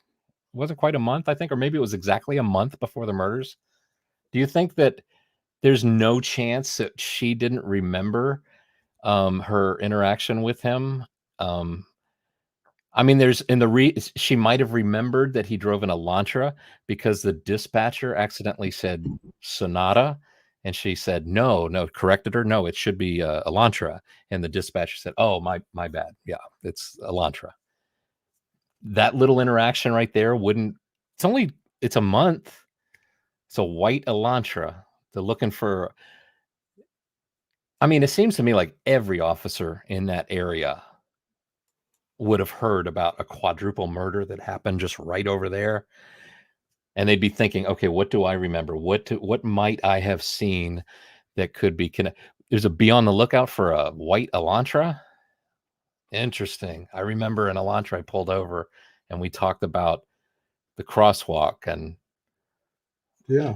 he was an interesting fella. You guys have a wonderful night. Have a wonderful beginning to a Monday. Jeff, thank you so much for being up here. All right, It's y'all. wonderful. And keep your K-bars sheathed. Hey, go put your sheath underneath your wife. See if she freaks out. Too soon. Yeah, if she wakes up and the sheath is next to her, she's like, that is not funny. All right, guys. Maestro, cue that music. Jeff, if you want to wait a couple seconds. Sure. All right. See you guys.